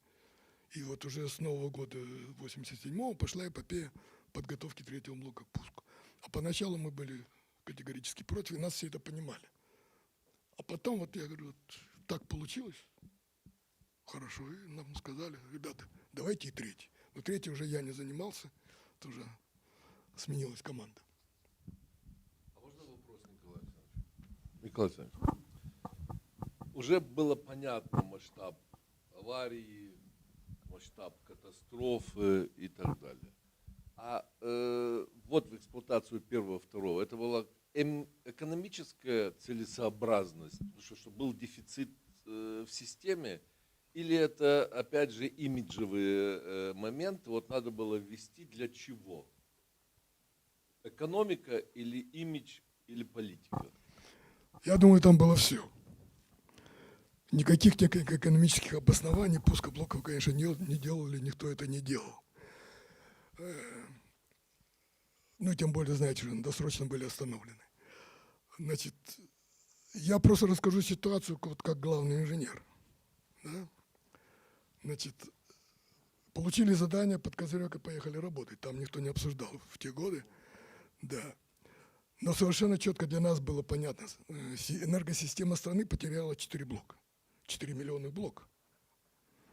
Это раз. Второе, тогда уже действовала межгосударственная система МИР, если помнишь. Да? Значит, и по ней вот эта 750, которая на Хмельницкую и на Жешев, она была включена в работу и гнал, кто гнал Чернобыльские 3-4 блоки. Потому что это РУ вторая очередь, 750 киловатт. Я больше того скажу. Мы только включили блок первый, мы тут же получили задание. Ребята, долги там несколько миллиардов киловатт-часов по системе МИР. Думайте, как, собирайте схему, как выдать. А там выдаешь по линии 750 со второй очереди. А вторая очередь стоит под 4-м блоком. Там сумасшедший дом. И мы нашли схему, сделали. Я помню ту ночь, когда мы синхронизировались, надо было синхронизировать северо-запад АДУ и АДУ юга. Северо-запад всегда был дефицитный. Им поднять под нас, выровнять частоты было невозможно. Экономичность и надежность системы и обязательства. И обязательства. Они были. Я думаю, Серьезно. Колеги, якщо ви говорите не в мікрофон, вас не чують наші глядачі. да, я думаю, что это и была и тут и политика, и так далее, все эти вещи. Но я помню, когда мы синхронизировались, Днепровский каскад ГЭС, они прыгали, наверное, потому что каждую минуту шли команды отключить этот блок, отключить гидроблок. Чтобы выровнять, когда мы сцепились уже с северо-западом, ну, как-то мокрые стояли все минут 15, потому что невозможно было. Синхронизовались мы 2 выключателями на Мозырь 330, ну там тупик, там ничего не дает. А в основном линия Гомель 330. Была сумасшедшая. Такая была обстановка. Дякуємо, Іван Васильович, за уточнююче запитання. Олександр Новіков, заступник технічного директора з безпеки ЧАЕС, розповідаючи про закриття станції, згадував: того дня люди, котрі перебували біля пульта управління 3-го блока, були дуже пригніченими. Я відчував сум'яття, бо не мав уявлення, що робитиму далі. А ще було обурення та емоційна порожнеча, бо все було зроблено з якимось непристойним ентузіазмом, нахабно, можна сказати, святково. Отже, ми щойно говорили про економічну доцільність введення блоків в експлуатацію. І хотіли би запитати в контексті цієї цитати у Валентина Іполітовича, якщо зможете нам про це розповісти, про економічну доцільність закриття 4-го блоку. Як відбувалося закриття станції і наскільки виправдано, з вашої точки зору, і з точки зору безпеки і та економічної доцільності було закриття? ЧАЕС. ЧАЕС. Закриття ЧАЕС. Ага.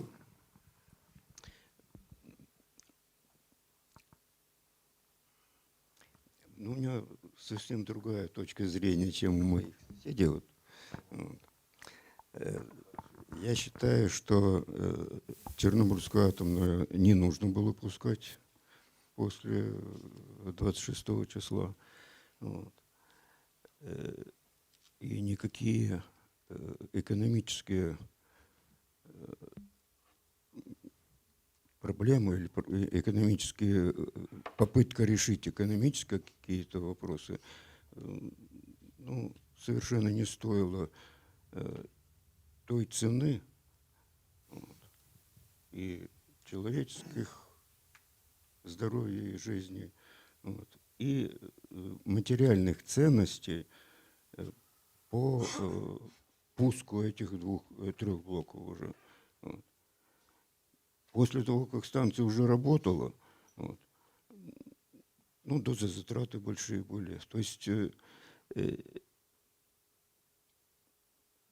я и тогда, и сейчас вот считаю, а сейчас тем более считаю, что Чернобыльскую станцию пускать не надо было. И слава тебе, Господи, что ее в 2000-м все-таки решили остановить. Дякую. Іван Васильович, доповніть, будь ласка, так.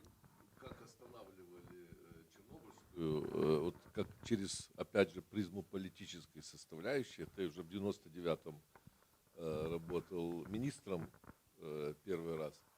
И это по не инициативе, а шли достаточно серьезные на высоком уровне переговоры с американцами. Почему-то, я не знаю, Николай Александрович подтвердит, они очень достаточно жестко настаивали о том, чтобы восстановить третий блок полная остановка Чернобыля. И приехал, может быть, и приехала госсекретарь Мадлен О'Брайен в Харьков.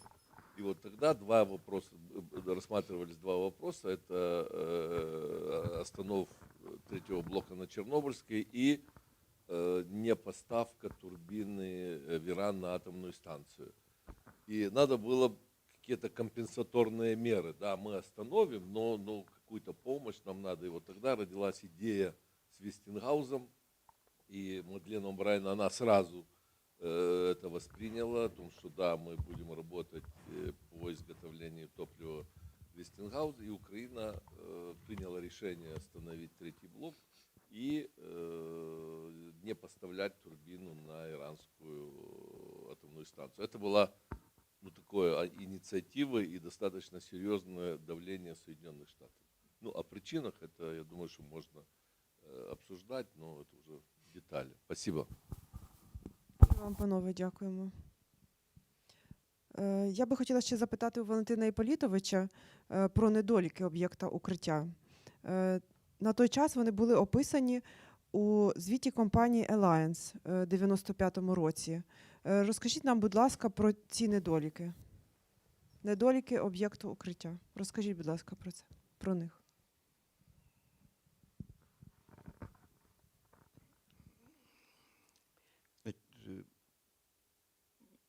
По объекту укрытия, основное, скажем, для окружающих населения среды это неплотности.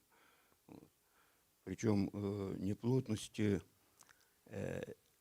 часть их мерилась, выбросы, а часть не измерялась, но все видели, все знали, что есть выход радиоактивности наружу через неплотности объекта укрытия. Это одно. Я думаю, с технической точки зрения, с инженерной точки зрения, ни один нормальный строитель и ни один проектант не мог нормально сказать срок службы этого сооружения. И на этой почве можно было что угодно и спекулировать, и наоборот успокаивать всех, что это на 100 лет. Вот сейчас у нас модно все на 100 лет строить. Что и этот простоит 100 лет. Другие говорили, что он завтра развалится. То есть, понимаете, не было никаких нормативов посчитать вот то, что сооружено на развале, а сколько оно будет стоять. И до сих пор непонятно, а сколько оно будет стоять. Хоть прошли и стабилизации прошли, и так далее. То есть, вот, на мой взгляд, вот эти две неплотности, которые беспокоили всех, будем говорить. Вот. А второе, срок службы совершенно непонятный был.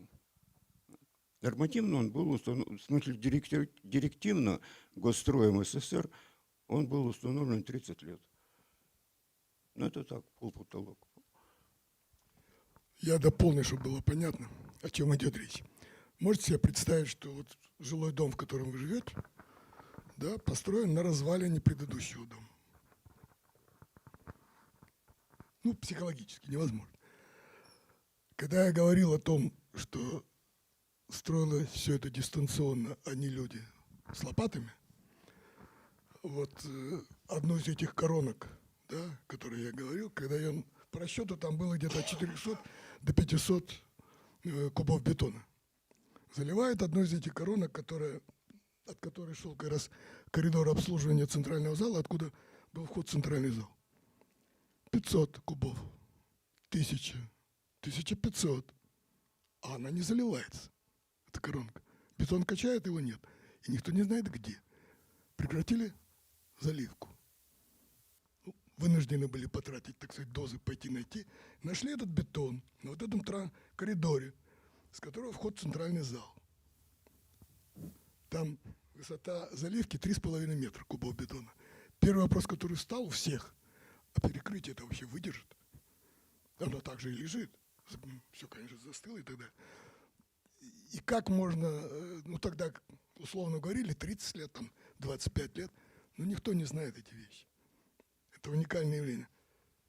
Балка «Мамонт», 180 метров длиной, на которой все перекрытие, практически боковые перекрытия, клюшки. Она же лежит на мешках. Мешки с цементом, которые полили самой водой. И они схватились. Вот опора. Кстати, лучшая, потому что сделать нормальную опору это даже было невозможно высадить.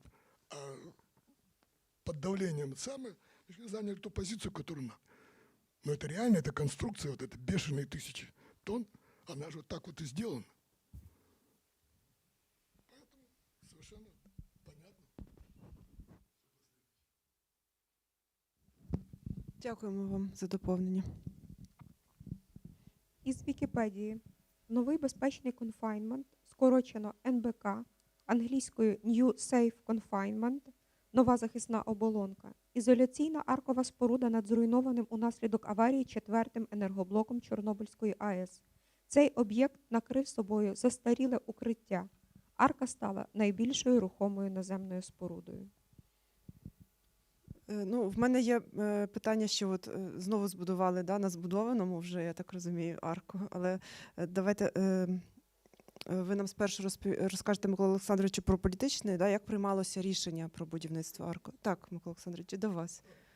А потім ми Валентина Політовича вже запитаємо про хід будівництва. Первая попытка решения этой задачи, по-моему, была понята в 1993 году.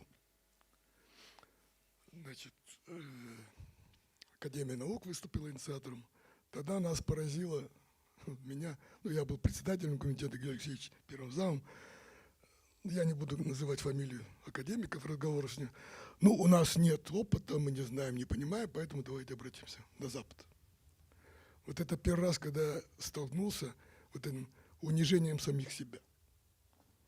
Да, Запад нам поможет. Но я понимаю, нет денег там и так далее. Материальные проблемы, но интеллектуальные. Вот так расписаться в своем. И прошел тогда первый конкурс. К решению тогда не пришли. Потом, то, что вот Валентин Ипполитович, Иван Васильевич говорил о политическом решении закрытия станции при условии, что и так далее. Создали фонд укрытия, который, так сказать, собирали со всего мира, по-моему, 40 или 50 государств финансировали эти вещи. Разработка, ну то, что у нас называется технико-экономическое обоснование, скажем так. В конечном итоге оказалось на выходе 3 проекта, которые претендовали на победу. Один – это нынешняя построенная арка. Вторая – это разработка Южмаша. Южмаша, да. Это самая разработка Южмаша. И третья я уже забыл. Ваша, да. Рама. Да. Вот было 3 варианта. Хочу сказать сразу, что никаких шансов на победу ни южмашевский вариант, ни рамы не имели. По одной простой причине. И все разговоры, там можно об этом забыть. Ребята, кто дает деньги, тот заказывает музыку. Совершенно ясно и понятно. И когда для того, чтобы принять решение, была создана экспертная группа, я в нее вошел единственный как технолог, создавал ее, по-моему, Гастрой. В основном это были великолепные наши специалисты, мостостроители и так далее. То есть, когда все эти вещи оценили, ну, было предложено от нас провести открытый тендер, вообще говоря. Не на уровне выбор, вот такой кулуарный. Но уже в это время, когда работала наша комиссия, я знаю, что в приемной у премьер-министра, а им был тогда Ющенко, сидели все послы «семерки». И какие-то претензии сегодня, тот или другой вариант его бессмысленно выставляли. Кто заказ... Ну, поймите простую вещь, да? Есть английский рабочий или профессор, он заплатил налоги. Ну, куда государство должно эти деньги девать? чтобы загрузить своих рабочих. Ну, я условно говорю. Поэтому так родилась арка, как окончательное решение.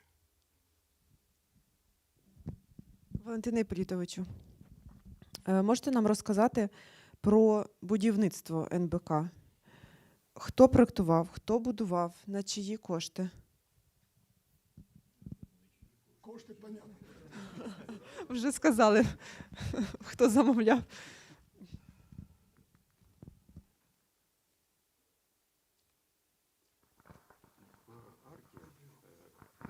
По арке, по этой, вот, я хотел бы только чуть вперед, ну, чуть раньше еще начать. Вот.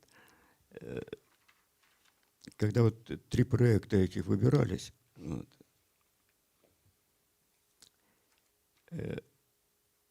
рама киеповская была представлена, ну, наиболее разработанная часть. Вот. На уровне даже, может быть, техпроекта. Вот так как-то. Почти, да. Вот. Ну, вижу, может, там картинки просто были.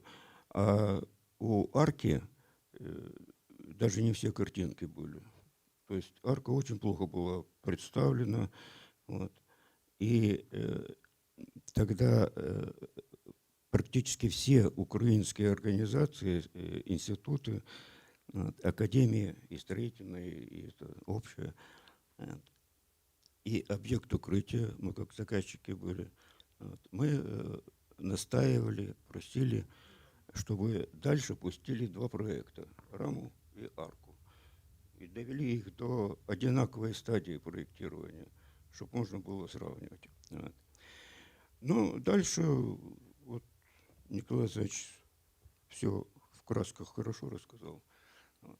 Дальше начали работать гроши. Гроши, кстати, до сих пор работают. Вот. И поэтому была принята арка. Вот.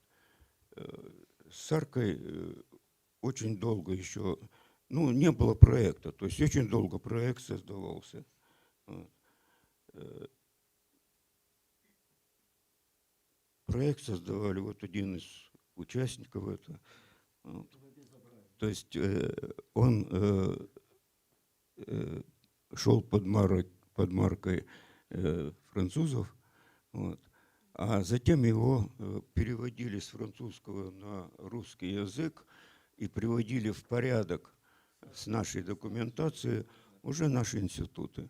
Вот. Поэтому, ну, вот такая арка была. Вот. Скажите, пожалуйста, а кто же в конечном итоге принял решение? Президент, премьер? Да, а Ющенко был премьером, да? Ющенко премьер. Им подписано, да. Микола Ну, Олександрович, понятно. можете Спасибо. в мікрофон сказати це, щоб почули наші глядачі? Хто ж прийняв рішення, запитав Іван Ну, Васильович. я еще раз говорю, я же не знаю, кто с кем там внутри разговаривал, но подпись стоит Ющенко. Я просто чем? думаю, Под сейчас чем? если анализировать, Решение самого о строительстве арки. кто окончательно принял решение именно что этот проект. Я просто к тому, что думаю, если бы настояли, приняли волевое решение, все-таки наш проект, мы бы ожидали бы вот сбора денег. Помните, как мы собирали эти Я деньги? думаю, нет, это однозначно. Нет, Это конечно. нет. Конечно, Поэтому это нет. решение было как бы вынуждено, и Конечно. оно было единственно правильно. Я так понимаю.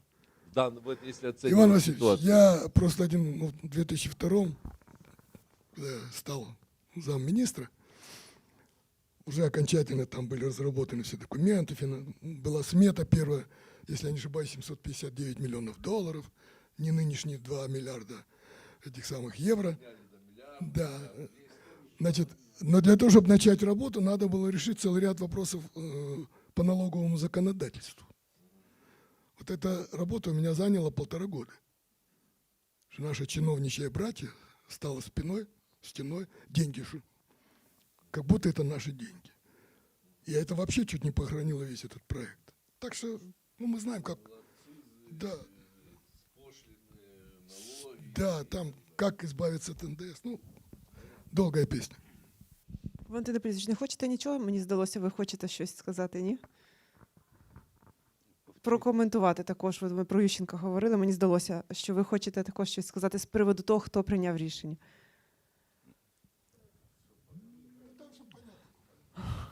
Я, на самом деле я не знаю, что тут добавлять, что добавлю. Вот. Кто платит, все правильно, это старо как мир. Кто гроши платит, тот и музыку заказывает.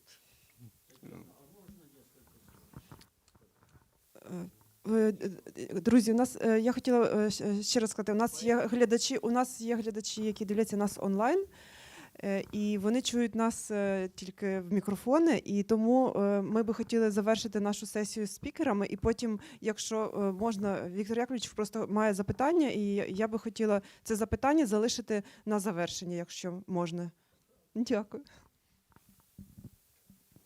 Перша і основна функція НБК – обмеження радіаційного впливу об'єкта укриття на населення, персонал і навколишнє середовище, як в умовах нормальної експлуатації об'єкта укриття, так і в разі аварійних ситуацій, наприклад, обвалень елементів об'єкта укриття від старості або в процесі демонтажу, із офіційного сайту ДСП ЧАЕС. Валентине Політовичу, які функції у НБК? І як має відбуватися демонтаж старого саркофага? А никак, по демонтажу. Значит, функции, они с самого начала в проекте заложены. Вот, это предотвратить выходы радиоактивности из объекта. Вот. Первое. Второе, в условиях прямо было для проектирования в ТЗ было записано. Второе, арка должна была позволить работать с топливом. Ведь основное, мы как-то вот сейчас забываем о том, что вот это такая затасканная фраза уже превратить его в экологически безопасное состояние. Вот.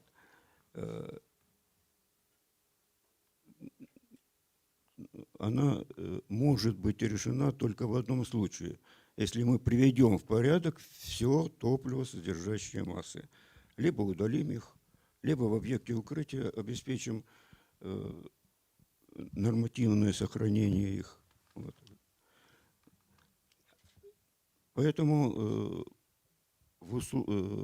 для арки, кроме защиты окружающей среды, населения, там, персонала, вот, было еще поставлено вот это основное условие, чтобы арка позволила работать с топливосодержащими массами. Вот. Поэтому там вот краны эти появились ни к селу, ни к городу в арке. Вот. Теперь по поводу разборки.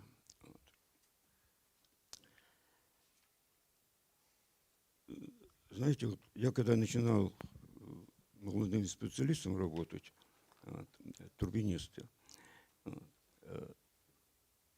уже был каким-то там или замначальник, или, может, начальник, не помню, в общем, каким-то руководителем был. Вот. Был в кабинете, слышу, в моржзале гул изменился.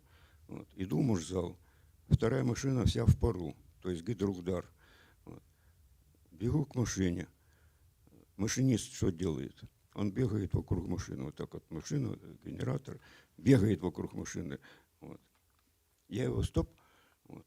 Ты чего делаешь? Машину выбил? Нет. Вот. Я пошел, выбил машину, потом его спрашиваю, ты чего бегаешь-то? Ответ для меня классика. Ну что-то же делать надо. Так вот сейчас мы вот этим и занимаемся. Ну что-то же делать надо. Ну давайте разберем крышу центрального зала. Тем более уже есть опыт продажи радиационного материала. Продадим. Ну что-то же делать надо. Вот. Поэтому я считаю, что... не только я считаю, я взял цифры. Сейчас я вам скажу интересные цифры. Что такое, к чему приведет снятие вот этих накатов трубного.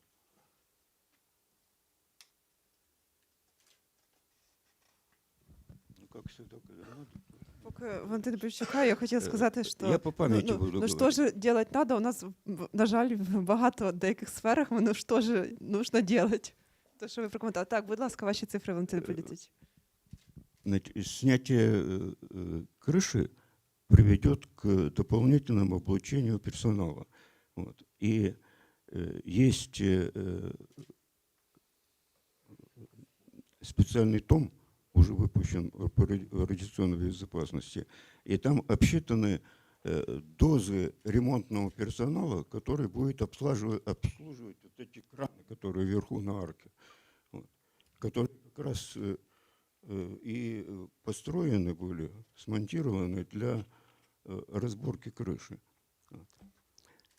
Так вот, при существующей крыше вот, годовые дозы по техническому обслуживанию и ремонту этих кранов 70 миллизивертов.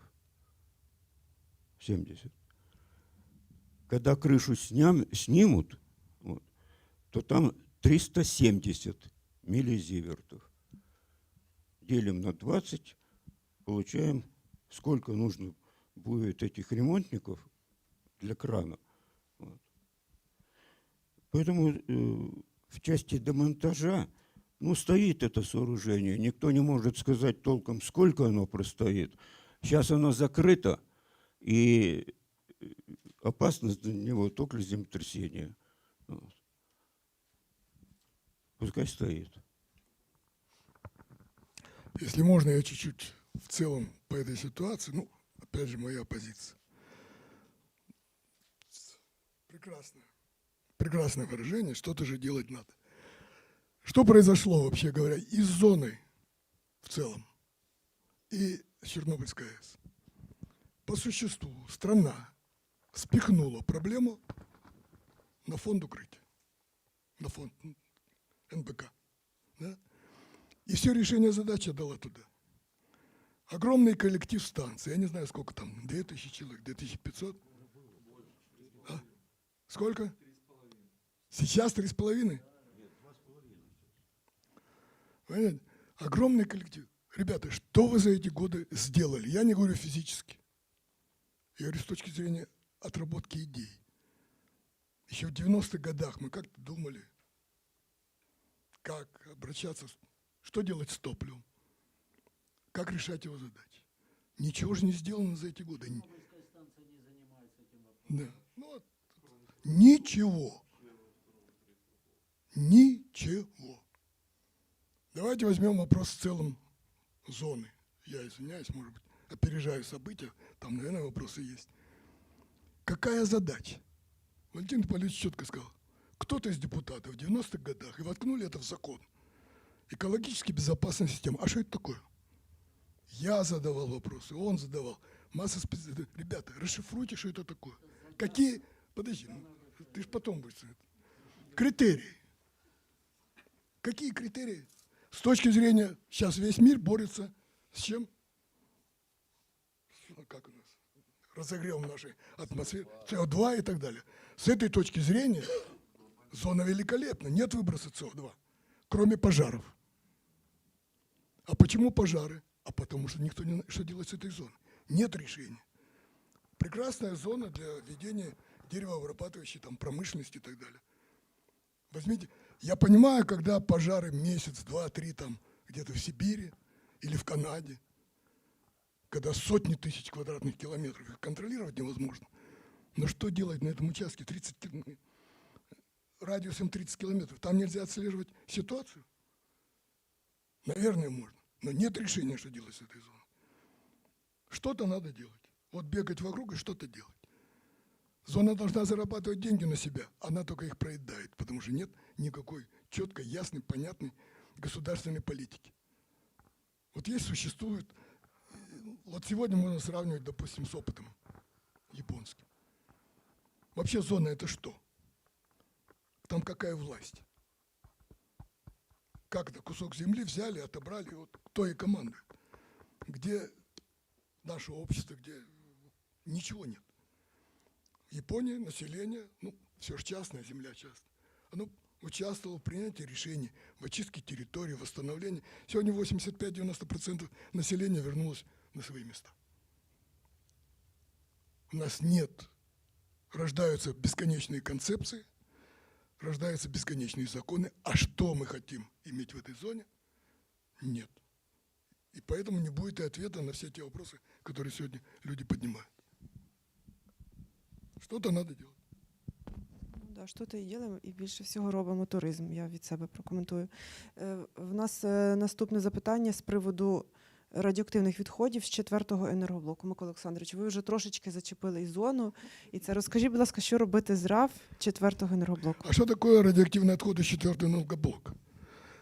Мое ощущение, что весь 4-й блок – это радиоактивные отходы. Опять, вот отсутствие осмысленного понимания, что это наша земля, что это наши проблемы.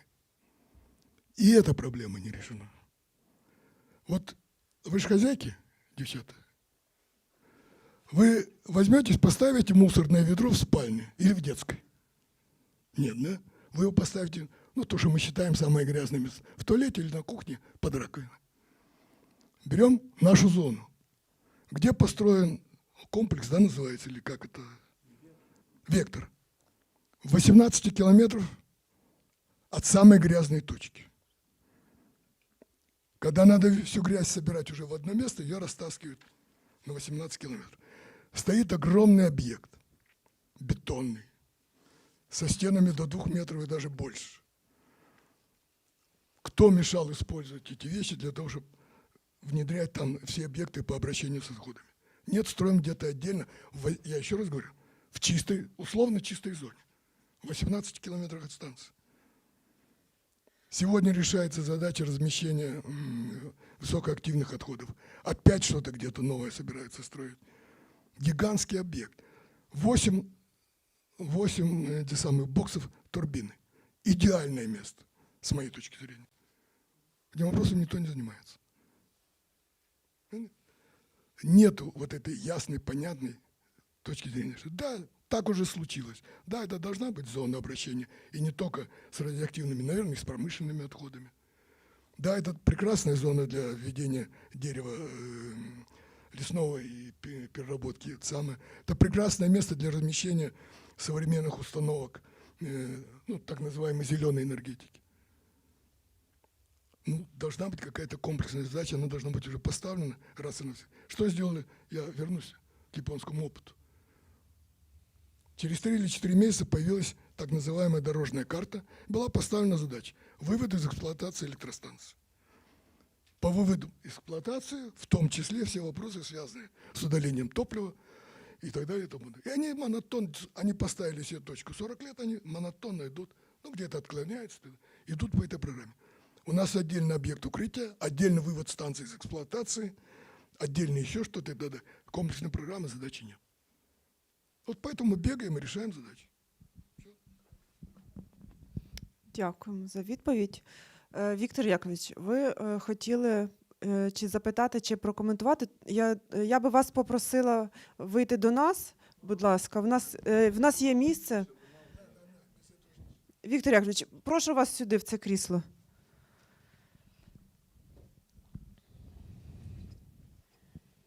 Я хотел просто обратить внимание, продолжить то, что говорил Валентин Ипполитович. Я хотел обратить внимание, что несмотря на то, что значило, что арка была разработана западными компаниями, на самом деле, то есть большую роль сыграли украинские организации.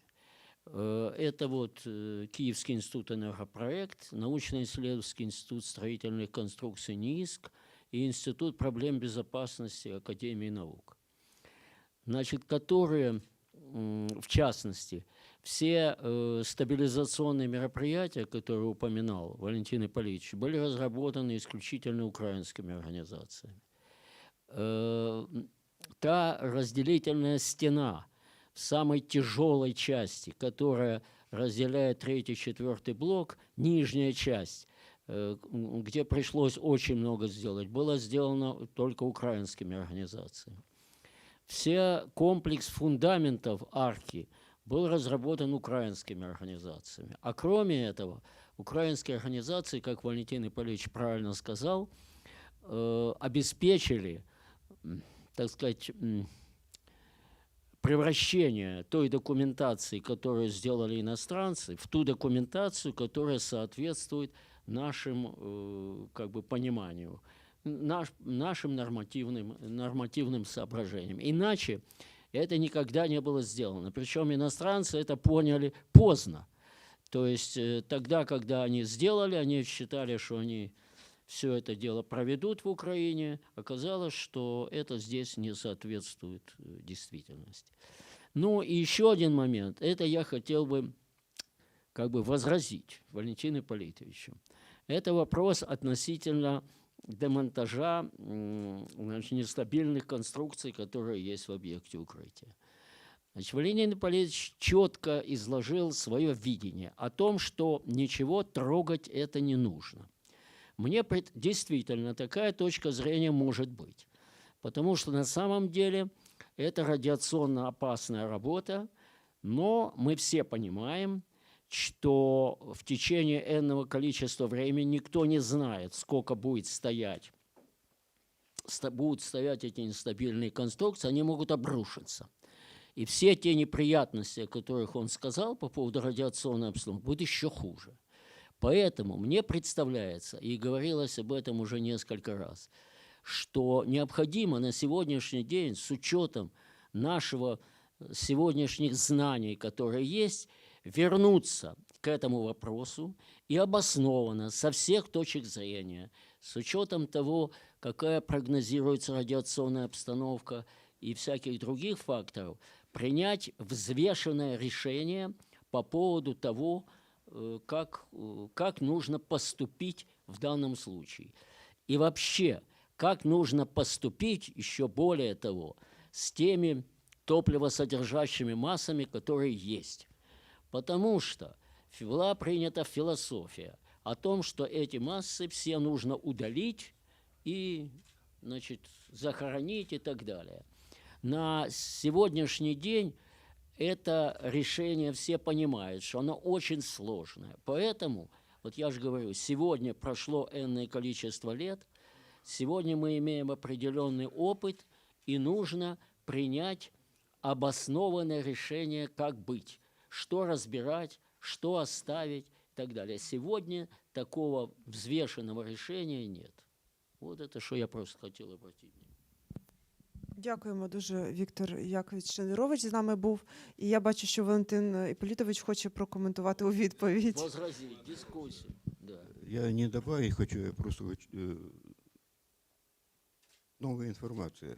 Для меня новая, я думаю, для многих здесь сидящих тоже новая. 27 апреля будет установчая ассамблея доноров по созданию рахунка міжнародного співробітництва з питань Чорнобиля. Чернобыльский фонд укрытия ЧФУ закончил свое существование, но там остались гроши. Поэтому банк в конце прошлого года, вот первый квартал этого года, опрашивал всех доноров, что вы хотите или что вы можете, что вы... Предлагал им новый пополнить это. 15 государств согласились передать свои деньги вот в этот новый, как они его сейчас называют, рахунок міжнародного співробітництва з питань Чорнобиля. Сейчас там 2 миллиона евро. ЧФУ, я хочу просто напомнить ребятам, Чернобыльский фонд укрытия начинался, первые износы, когда провела семерку, то там было 350 миллионов долларов тогда. Ну, 2 миллиона это тоже гроши. вот, евро. Так вот, 27 апреля, вот дальше самое, что мы должны, Украина что должна будет делать? Должна будет. А сделает, нет, я не знаю. Дальше Ассамблея доноров объявит тендер на создание экспертной группы, которая разработает комплексный план по Чернобылю. И вот 2 миллиона будут разрабатывать комплексный план. Не знаю, 2 миллиона не хватит. Это не хватит. Не надо сейчас деньги считать. Не хватит их. Ну, найдут. Вот этот комплексный план по Чернобылю, какая-то экспертная группа будет создавать. Я уже своих знакомых по науке позвонил. Вот. Ребята, думайте и включайте туда что-то. Вот. Все эти экспертные группы будут пользоваться идеями, наработками наших существующих институтов, вот, экспертов. Вот. Дальше под этот уже комплексный план, банк хочет, чтобы этот комплексный план был утвержден Кабмином, чтобы это был документ Украины. Вот. И дальше под этот комплексный план начнется сбор средств в этот вот новый фонд. Вот. Некому сказать, в этом план обязательно нужно включать поводження с топливосодержащими массами. Вот.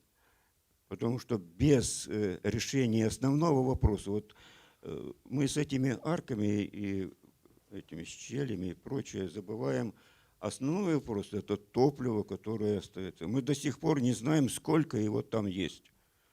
Как только СИП пошел в 1997 году, объект укрытия перестали финансировать по бурению новых скважин, по определению, где что лежит. Вот.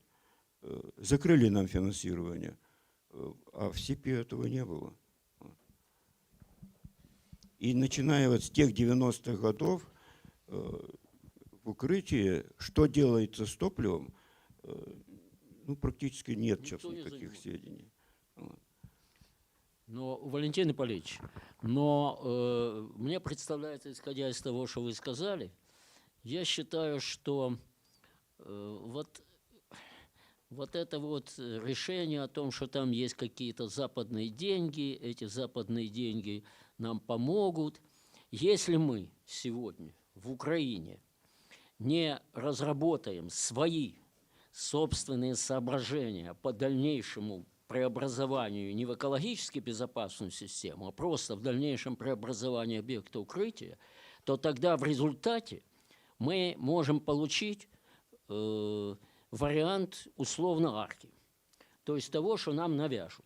Поэтому мне кажется, что нужно, я не знаю, за какие средства, я не знаю, как это организовать, но это должно быть сделано украинскими организациями с привлечением научных украинских сил. Должны быть разработаны соображения и решения по этому вопросу. Валентин Ипполитович сказал ключевые два слова. Некому сказать. Вот смотрите, какая алогичная административная управленческая структура сегодня. Вот объект укрытия, он в зоне, так? Я понимаю.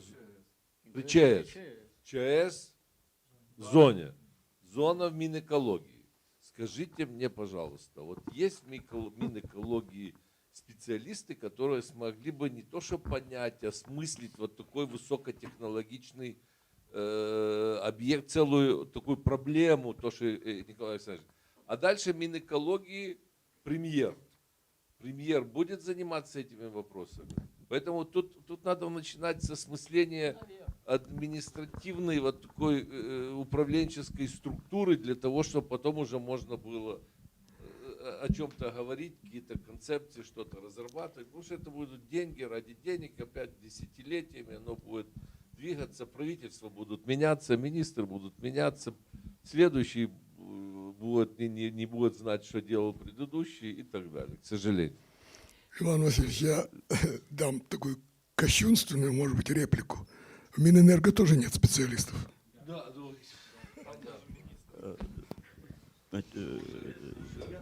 У нас тут дуже цікава зав'язалася дискусія між фахівцями. Я вам еще добавлю.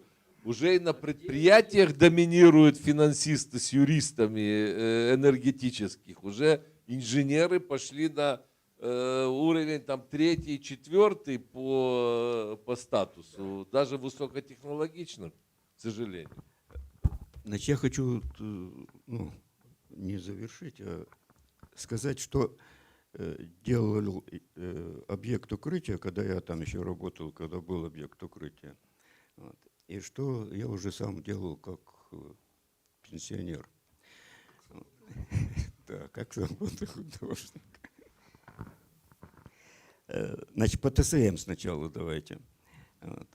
Значит, по ТСМ мы не уставали говорить с Я когда был в объекте, то с вице-премьерами я общался со всеми этими. Вот. Я не уставал им говорить о том, чтобы нужно делать ТЭО по обращению с топливосодержащими массами. Начинать с ТЭО. Вот. Разобраться, ну и далее понятно. Вот. Кончалось все, то есть на уровне вице-премьеров. Вот. Ну, не понято было, я не знаю, не до того было. Вот. Поэтому с ТСМ до сих пор ведь есть много всяких мнений, предложений, но нет документов. Вот. Никто в Украине сейчас официально не работает. Первое, чтобы понять состояние ТСМ, первое не то. Первое, чтобы определить это количество. Многие специалисты знают же еще, вот выскочила фамилия, Чеферу, который говорит, что все выброшено. Четверо. Вот. То есть есть, существует в научной среде два подхода к объекту укрытия, к разрушенному блоку, что там осталось порядка там 90-80% топлива. А есть другая точка зрения, вот, официальная, она во многих вещах уже, во многих изданиях изложена, вот, что там осталось порядка 5-10%, все остальное выброшено. Вот. Мы до сих пор, вот есть два крайних мнения, а что там на самом деле лежит, мы не знаем. А объект у нас. Но мы не знаем, что там лежит, сколько его там лежит и в каком состоянии. После этого можно начинать заниматься, а что с ним можно сделать и нужно делать. Вот. Это первое. Теперь вот Иван Васильевича продолжая. Вот. То же самое, еще когда я работал, я, кстати, с этим министром работал.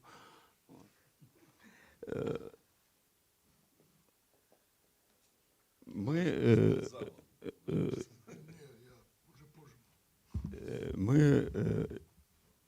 с этим ЧАЭСом вот, в 2001 году нас забрали с НАЭКа вот, и передали в министерство, вот, Минэнерго. А в 2005 году вот, нас передали Минчернобыль. Минчернобыль, ну потом оно переименовалось. Вот. У меня есть такое объяснение этому. Вот. В 98-м, когда мы провели первые тендеры, вот, мы начали осваивать там 25 где-то миллионов долларов. Вот. К 2005 году там уже появились гроши. Вот. Поэтому с Минэнерго его собрали, а там Жваня тогда был. Минэнерго, оно не умеет осваивать. Не умеет. Вот. А дали в Минчернобыль. Вот. И сейчас вся эта песня продолжается только для того, чтобы кто-то где-то зарабатывал деньги. Вот. Деньги люди сейчас зарабатывают, не понимая на чем. Вот. Ну, есть большие деньги, значит, там можно как-то что-то заработать. Поэтому ЧАЭС, конечно, нужно возвращать в энергетику. Экологи... Нужно возвращать профессионалам. Іван Васильович, в мікрофон можете це сказати. Тому що треба енергетику Когда вертати Чернобыльская професіоналам. атомная, вернее, я про объект буду говорить, когда объект укрытия был вот в НАЭКе, потом Минэнерго, вот, у нас была понятная работа, нас понимали. Вот. А когда сейчас с экологами работаешь, сейчас в зоне отчуждения 3 начальника, ни один из них ни по образованию, ни по опыту работы не знает, что такое радиационная безопасность, что такое ядерная. Вот. Лучше проще скажи, 3 года нет директора на Чернобыльской АЭС. Поэтому вот так. Дуже Я вдячна за відповіді. І в нас тут зав'язалася дискусія, друзі. Я думаю, що ми однозначно, я бачу, що тема чутлива і цікава, і важлива, що саме головне. Тому я думаю, що ми перенесемо цю дискусію, так як у нас професійна дискусія, да, в ДНТЦ. В нас є відповідні науково-технічні ради. Я думаю, що ми продовжимо це вже поза рамками нашого івенту. А зараз я би хотіла повернутися в нашу залу до наших запитань, до нашого сценарію. У мене є запитання вже майже останнє, воно до Івана Васильовича Плачкова. Скажіть, будь ласка, Іване Васильовичу, яких заходів вжила Україна та світ задля уникнення подібних аварій, таких як Чорнобильська катастрофа, у майбутньому? Адже із кожної, навіть найбільш трагічної ситуації, можна зробити певні висновки. Ну, я думаю, что достаточно много, но могли и должны, наверное, еще больше. Я думаю, первое – это персонал. Это персонал. Вот была создана, наверное, мощно одна из лучших школ подготовки персонала в энергоатоме. И я думаю, что вот энергетики всегда отличались высочайшим профессионализмом, ответственностью, организованностью. И вот те комплекс мероприятий, комплекс мер, которые были достаточно построены учебные центры и профинансировано достаточно много именно для подготовки персонала, это дало свой результат. Я думаю, что мы на сегодняшний день имеем очень квалифицированный персонал по эксплуатации ядерных установок. Следующий момент. Естественно, мы внимательней смотрим на мероприятия по повышению надежности эксплуатации оборудования. И всегда вот при подготовке вот финансирования ремонтных площадок и так далее, они были как бы первоочередными, безусловными. Вот в свое время, вот сколько я помню, не знаю, как сейчас при тех долгах энергоатома, которые сегодня есть, и насколько они успевают, насколько они могут профинансировать этот объем. Но я надеюсь, что именно мероприятия по безопасности, они финансируются, они выполняются. Но что мы не сделали? Мне кажется, что мы не до конца осмыслили вот та ситуация, которая произошла, последствия аварии, недоосмыслили вот тот объем работы, как это было сделано, и то, что вот коллеги говорили. И мы, вот я не знаю, вот Николай Александрович, опять мы все к вам обращаемся. Скажите, пожалуйста, а у нас вот разработан, я не помню, вот как министром работал в 3 правительствах, на опыте Чернобыля вот мероприятие, организация мероприятий, если произойдет вот авария, ну, не дай бог, чтобы она не происходила, она не произойдет, если мы будем готовы. По эвакуации, может быть, изменить концепцию вот городов-спутников, может там уменьшить количество людей, только эксплуатационный персонал как-то на будущее, ну, как бы по возможности. Вот просто концептуально изменить сам подход от объектов. Строится атомная станция, город-спутник, должна быть такая инфраструктура и так далее, 30-километровая зона и все. Я задам вопрос. Японцы и американцы вот после Тримай-Айленда и Фукусимы, они изменили концептуально вот каким-то образом подход по организации эксплуатации и принятия мер, если будут какие-то нештатные ситуации.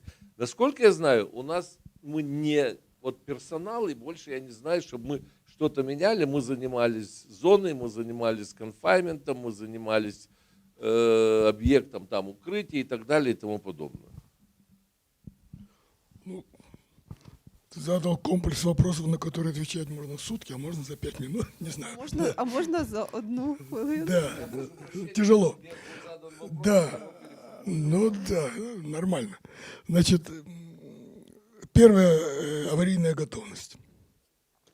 Лет 10 тому назад, я уже не помню, кто-то нас из Рады национальной безпеки попросил меня и Копчинского посмотреть аварийные планы станций и рассказать, так сказать, нашу точку зрения.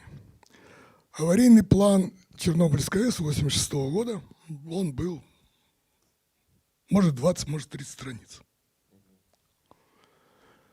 Нынешние аварийные планы – это сотни страниц. Учитывая компьютерную технику, они очень красивые, замечательные. Примерно такие же планы местных советов, местной власти и так далее. Но я задал только один вопрос. Вот то, о чем я говорил, 1100 автобусов. Да? Вот надо эвакуировать какой-то поселок. Кто их сегодня соберет? Транспорт ведь частный. В каком законе написано, что эти автобусы, водители или владельцы компании отдадут транспорт на эвакуацию? Где это записано? Никто мне ответить не может. Рыть все это я не могу, не знаю. Поэтому мы же сегодня в другом. Это то же самое касается ПТ, кстати говоря. ПТ же, оно ж как было советское, ну, в 1903 году его чуть-чуть поменяли, оно же не соответствует реалиям сегодняшних отношений собственности. Решены эти вопросы? Я не знаю. Там парадные эти отчеты и так далее, все это понятно, делаются, учения и так далее. Вот простейший вопрос. Сегодня более ясно, если в те годы не было ясности по критериям вмешательства, в том числе эвакуации и так далее. Сейчас вопрос более-менее понятный, ясный. Но готовы ли сегодня принимать эти решения и на каком уровне, и кто? Непонятно. Вопрос. Там, да, провалилась гражданская оборона, но взяла в свои руки армия, ну, Политбюро ЦК КПСС, и, так сказать, все эта система заработала. Как она отработает сегодня, я не знаю. Нет, трудно говорить. Должна быть вот того, чего нет и осталось у нас советское. Во всем мире существуют независимые экспертные группы. Их создают правительства, компании и так далее. Люди независимо оценивают состояние дел. Неужели вы думаете, что японцы по квалификации хуже нас? Нет. Но они пригласили нас, там 5 человек, там американцы, я, француз был сейчас, там англичане и так далее. Смотрим, они не для того, чтобы мы что-то за них делали. Мы должны высказаться, ребята, да, вы делаете. Или вот можем подсказать что-то, независимо. У нас же таких групп нет. Культуры такой нет. Чтобы независимо люди посмотрели и сказали, да, это принимается, это не принимается. Понимаете? И отвечать на эти вопросы крайне тяжело, я на них не беру. Как медицина? Тогда же у нас медицина была в 3-м главном управлении, это был один коллектив, станция и медсанчасть. Да? Сегодня это отдельно. Готова она к выполнению тех задач, о которых Владимир Александрович сказал, но шляпу надо снять перед нашими врачами, то, что они тогда сотворили. И наши местные, и москвичи, и другие. А как сегодня будет? То есть масса таких вопросов возникает, и я не готов на них ответить, что информации нет. Самое плохое, что эти вопросы не задаются для того, чтобы было принималось решение. Ну, у американцев тоже тяжело собрать 1200 автобусов. Или там, Нет, там или есть это в и законодательстве, у них да. в законодательстве есть эксплуатирующая организация должна, опять же по закону, ну, в разных странах разные, она оплачивает частным компаниям деньги за то, что у них есть, за ними висит вот эта обязанность в нужный момент предоставить такое-то количество, допустим, транспорта. Если, я не знаю, может это у нас записано в законах, я не знаю. Но ответа я пока ни от кого не получил. Добре, що ці питання ми вже порушили, підняли. Так що дякуємо за запитання, Івана Васильовичу. І на завершення процитуємо слова Валерія Легасова, які він озвучив у інтерв'ю Олесю Адамовичу. Дикість помилок полягає у тому, що філософія безпеки не залежить від того, з чим ви маєте справу – з атомним реактором, з біологічним об'єктом, в якому розмножуються віруси, або з хімічним заводом, або з чимось третім, або четвертим. Конкретні технічні рішення, вони залежать від специфіки, а філософія не залежить. І будь-яка надійна система вимагає того, що якщо у вас є якісь системи аварійних захистів, які зупиняють автомобіль, поїзд або що ще, то у вас повинно бути принаймні 2 системи захисту. Причому вони повинні діяти на незалежних фізичних принципах. І одна з 2 систем не повинна залежати від оператора. І я би попросила підвести підсумки наших літературно-експертних вечорів директора ДНТЦ ЄРБ Ігоря Анатолійовича Шевченка. Ігорю Анатолійовичу, розкажіть, будь ласка, що таке філософія безпеки та культура безпеки? Ну, наверное, будет достаточно тяжело в присутствии таких уважаемых людей мне рассказывать о культуре безопасности, которые являются, наверное, отцами-основателями, возможно, даже самой философии. Ну, для меня, наверное, как для многих атомщиков, она началась там с Инсага 1, потом Инсаг 4, 15, потом в 2000 году была целая серия изданий, посвященная, да, этой философии. Можно, кто интересуется, может, наверное, посмотреть, почитать, увидеть тенденции, как оно развивается. Там много интересного на самом деле. Исходя из нынешних реалий, я бы хотел остановиться, может быть, на 2 аспектах. Вот многие об этом говорят, даже вот среди атомщиков, но на самом деле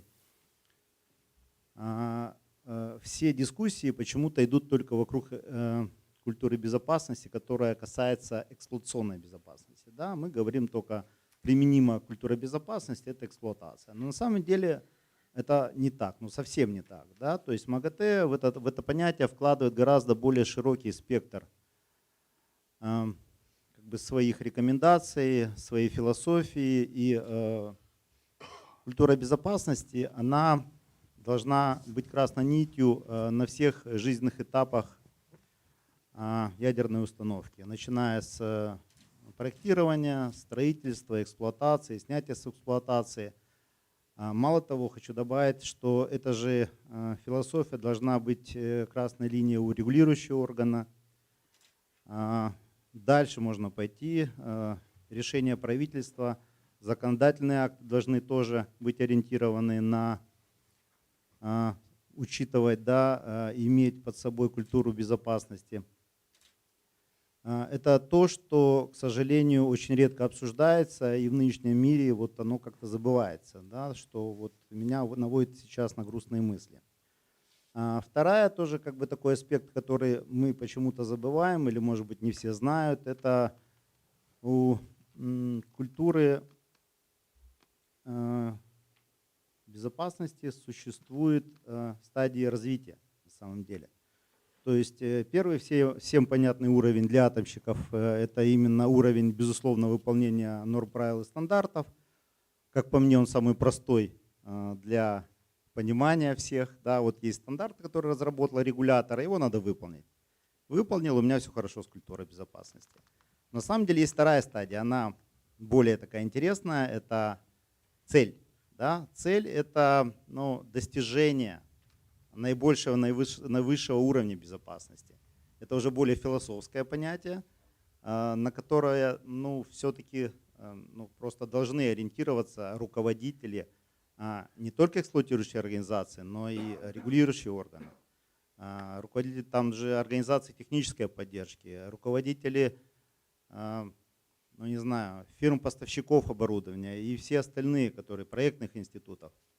А третье, еще более интересное понятие, это третья стадия развития, это поиск возможностей повысить безопасность. Это еще более интересное как бы понятие, да, то есть я думаю, что мы, наверное, к нему тоже когда-то придем, к этому. Мы сейчас, ну, по моему понятию, где-то находимся на уровне 1-2 стадии развития, но надо стремиться, чтобы все три вот эти стадии развития культуры безопасности были пройдены или хотя бы находились в пути мы все. Что еще хочется добавить? Да, вот меня недавно спросили, показали очередное, там, сказать, заявление или очередное написание, что у нас атомная энергетика абсолютно безопасна. И попросили меня прокомментировать. Я, честно говоря, растерялся вначале, а потом сказал, что я отчасти согласен, отчасти нет. Мой ответ не поняли. Я сказал, что я согласен с тем, что она безопасна, но то, что абсолютно нет. То есть я не знаю. Я вот вчера послушал примерно то же самое, когда на вопрос, возможно ли повторение аварии, подобной чернобыльской, у наших, да, уважаемых гостей, но я еще больше убедился, что я был прав. То есть ни один из них не сказал, что нет, такого не будет. Да? То есть почему все осторожно говорили, что все на тот момент были уверены, что такого быть не может. Вот все они, вот практически все сказали, что да, вот так случилось, но все смотрели на этот разрушенный реактор и не верили, что такое произошло. Поэтому, наверное, мой ответ будет да, атомная энергетика безопасна, но к этому надо подходить абсолютно открыто и абсолютно открыто говорить о том, что ну, вопросы безопасности, как сказал вчера Николай Александрович, и особенно анализ безопасности, он должен останавливаться. Каждый раз нужно анализировать сочетание факторов, сочетание работы оборудования, возможные ошибки персонала, чтобы убедиться в том, что все на сегодняшний день возможные, а даже невозможные сценарии проработаны. И тогда, наверное, можно будет заявлять, что наш блок стал еще более безопасным. Ну, еще в заключение я хотел бы добавить еще, может быть, такое. Много лет назад на каком-то из совещаний было одним из прошлых директоров, давно это было уже Чернобыльская АЭС, такая идея, которую я всячески поддерживал, к сожалению, она не нашла воплощения, что всем будущим инженерам-атомщикам, инженерам-теплофизикам по окончанию вузов выдавать дипломы на площадке Чернобыльской станции. Идея, в общем-то, хороша, но на сегодняшний момент, да, я бы уже ее немножко, наверное, изменил и сказал, что, наверное, лучше всего уже давать в Припяти. Потому что на сегодняшний момент площадка Чернобыльской АЭС выглядит весьма технологичным современным объектом, во всяком случае внешне. Да?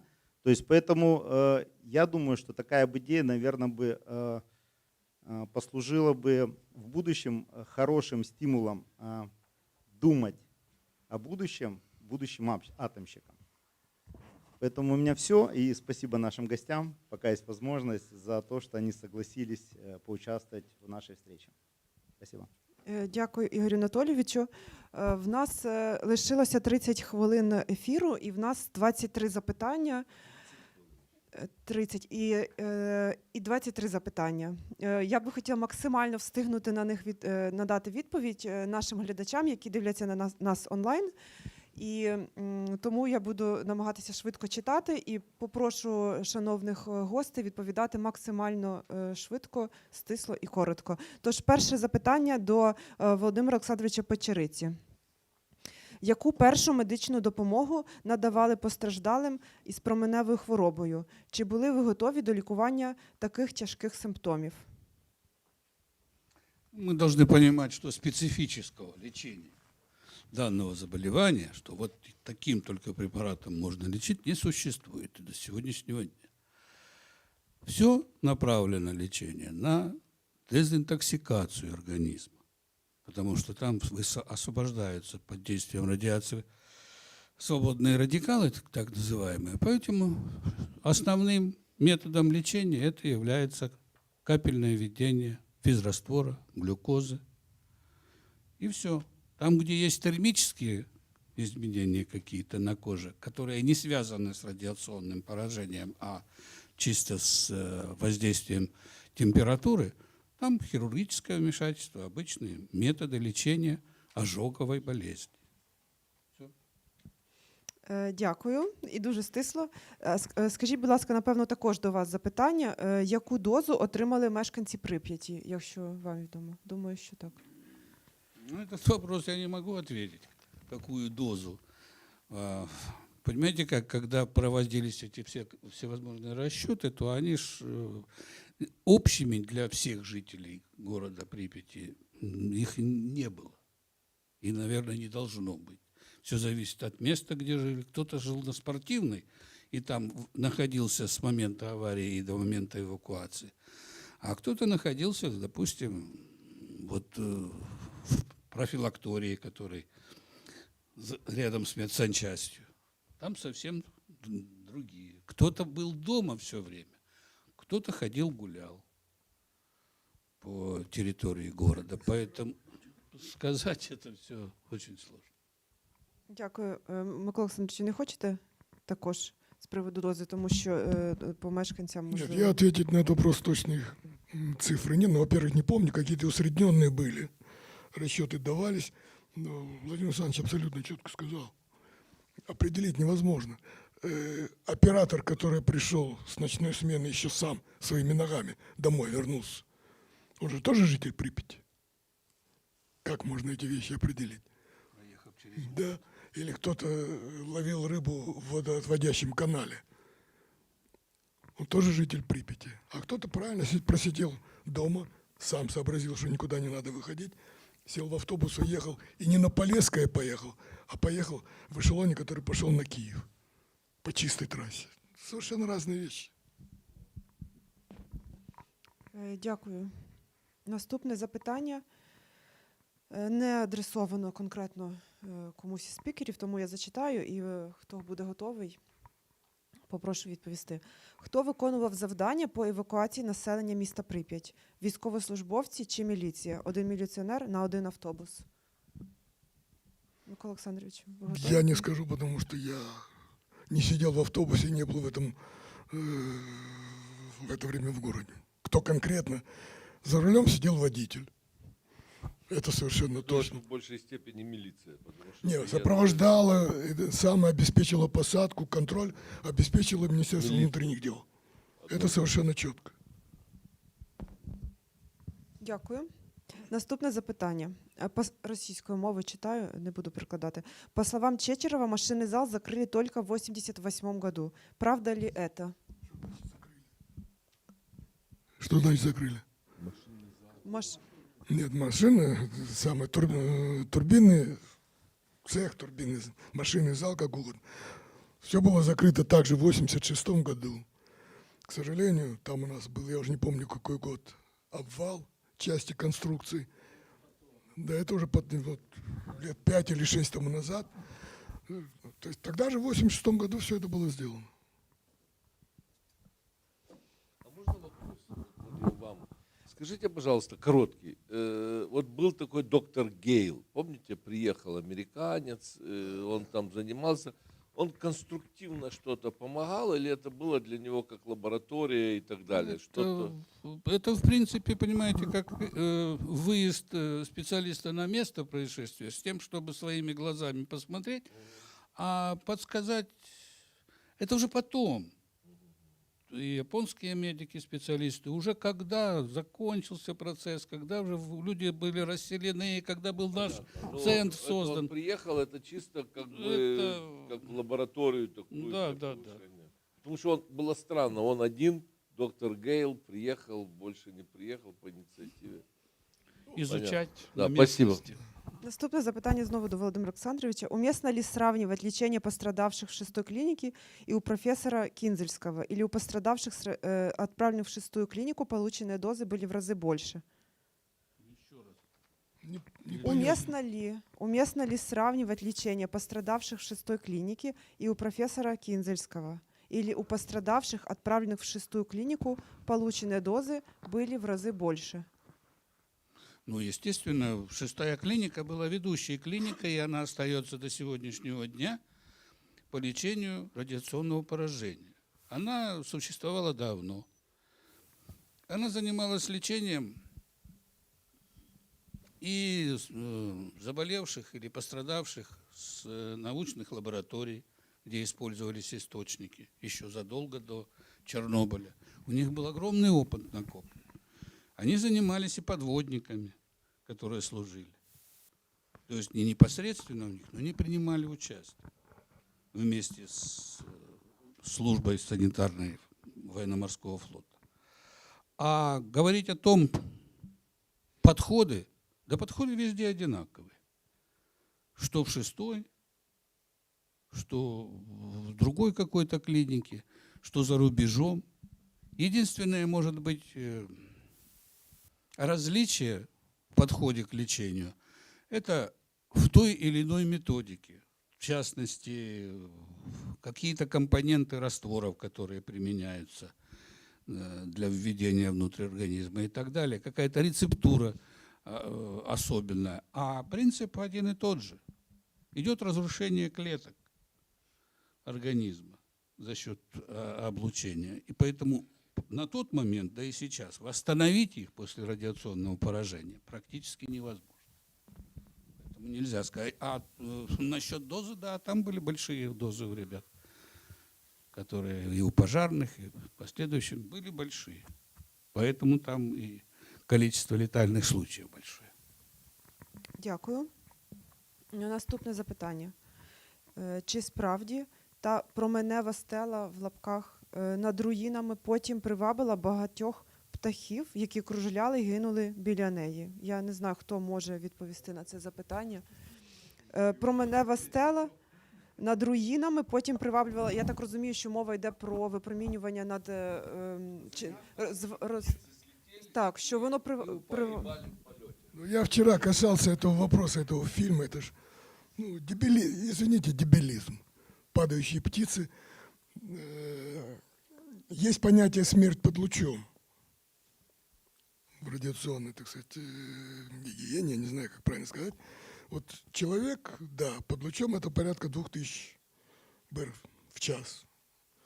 Для птиц, не знаю, но может быть, если так же, но не было таких доз. Причем это снято на мосту, по-моему, эта сцена, когда там девочки пляшут с грудными детьми, глядя на горячий реактор. Это, ну, бред. Ну, что еще можно ответить? Дякую.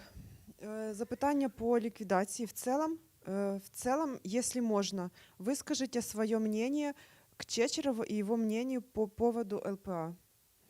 Я полагаю, ликвидация последствий аварии. Я полагаю, в общих чертах оно известно присутствующим. Напевно, Микола Олександрович, коротенько спробуйте. Ну, сложный вопрос, понимаете, есть неординарные люди, неординарные с разных точек зрения. Кто-то неординарный великий композитор, я сочинить не могу ничего. Кто-то неординарный великий художник, великий, так сказать, ученый и так далее. Мне трудно, я с ним встречался и беседовал. Ну, человек поставил себе задачу, может быть, он поставил себе задачу доказать, что вообще никакие дозы на человека не действуют. Может быть. Что сила характера превысит, так сказать, воздействие радиационного облучения. Может, он себе поставил ту задачу, которую вот Валентин Ипполитович сказал, что мы не знаем, сколько топлива находится внутри объекта укрытия. Трудно сказать. Целый ряд его изысканий, которые он провел, они были положительные и дали полезную информацию.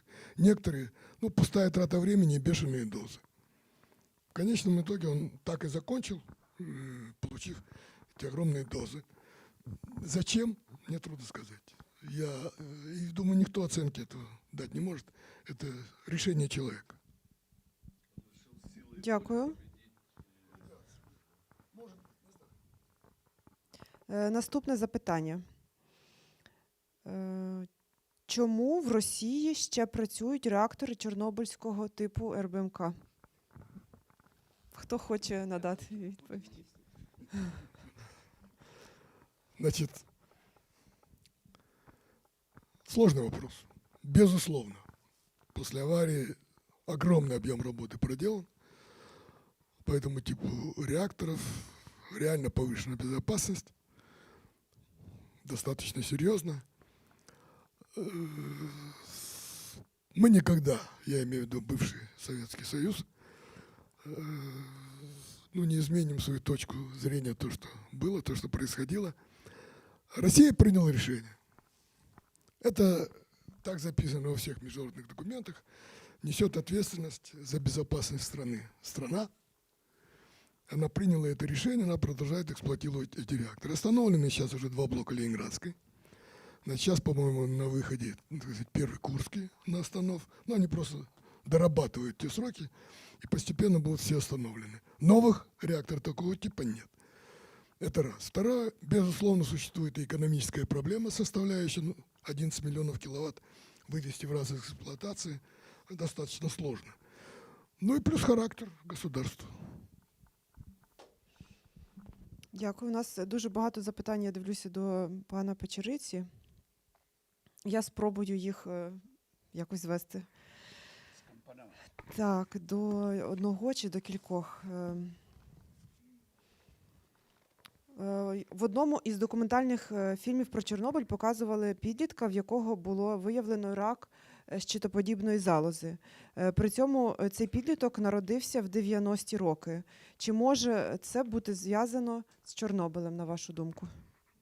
Если он родился в 90-е годы, ближе к концу, то никакой связи нет.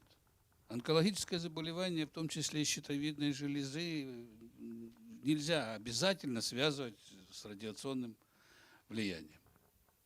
Это не фактор, который вот только при таком воздействии, то есть или рентген лучами облучать щитовидную железу, и тогда только при таких условиях возникает онкозаболевание щитовидной железы. Это с этим не связано. А скажіть, будь ласка, чи надавалося медикам, це вже наступне запитання, чи надавалось медикам вказівки, що можна і що не можна, що не дозволено записувати в медичні книжки в той час, я так розумію? Ну, понимаете, как это? История болезни – это документ, в котором должно быть отражено все. И поэтому это дико как-то. Как это кто-то может сказать, что ты вот, собирая анамнез, не должен указывать то-то, то-то. Где он был, что он делал. Это же необходимо для того, это документ юридический. История болезни. И та же медицинская карточка, если он амбулаторно приходил. Здесь я отрицаю полностью. Отже, не надавалися. Ніякі вказівки не надавалися. Наступне запитання. Насколько сильным тогда было злоупотребление понятием радиофобия? Как она, может быть, сформировалась на тот момент?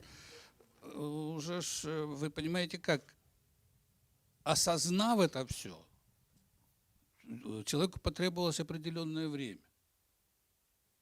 Потому что, вот, как мы ранее говорили, эвакуация без чемоданов, и потому как она была организована. И все это отложилось в сознании людей, что через 3 дня мы вернемся, то есть не было такого. А уже в последующем, когда более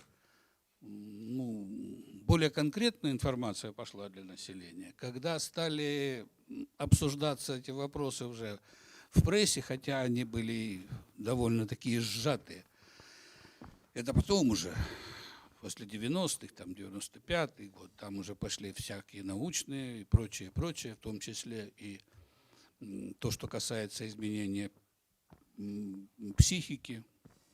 В первые дни были, да, стресс был, но стресс был вот с таким резким изменением состояния вот, жизни людей. И у тех же работников станции. Вплоть до того, что, да, мы некоторых отправляли сюда, в Киев.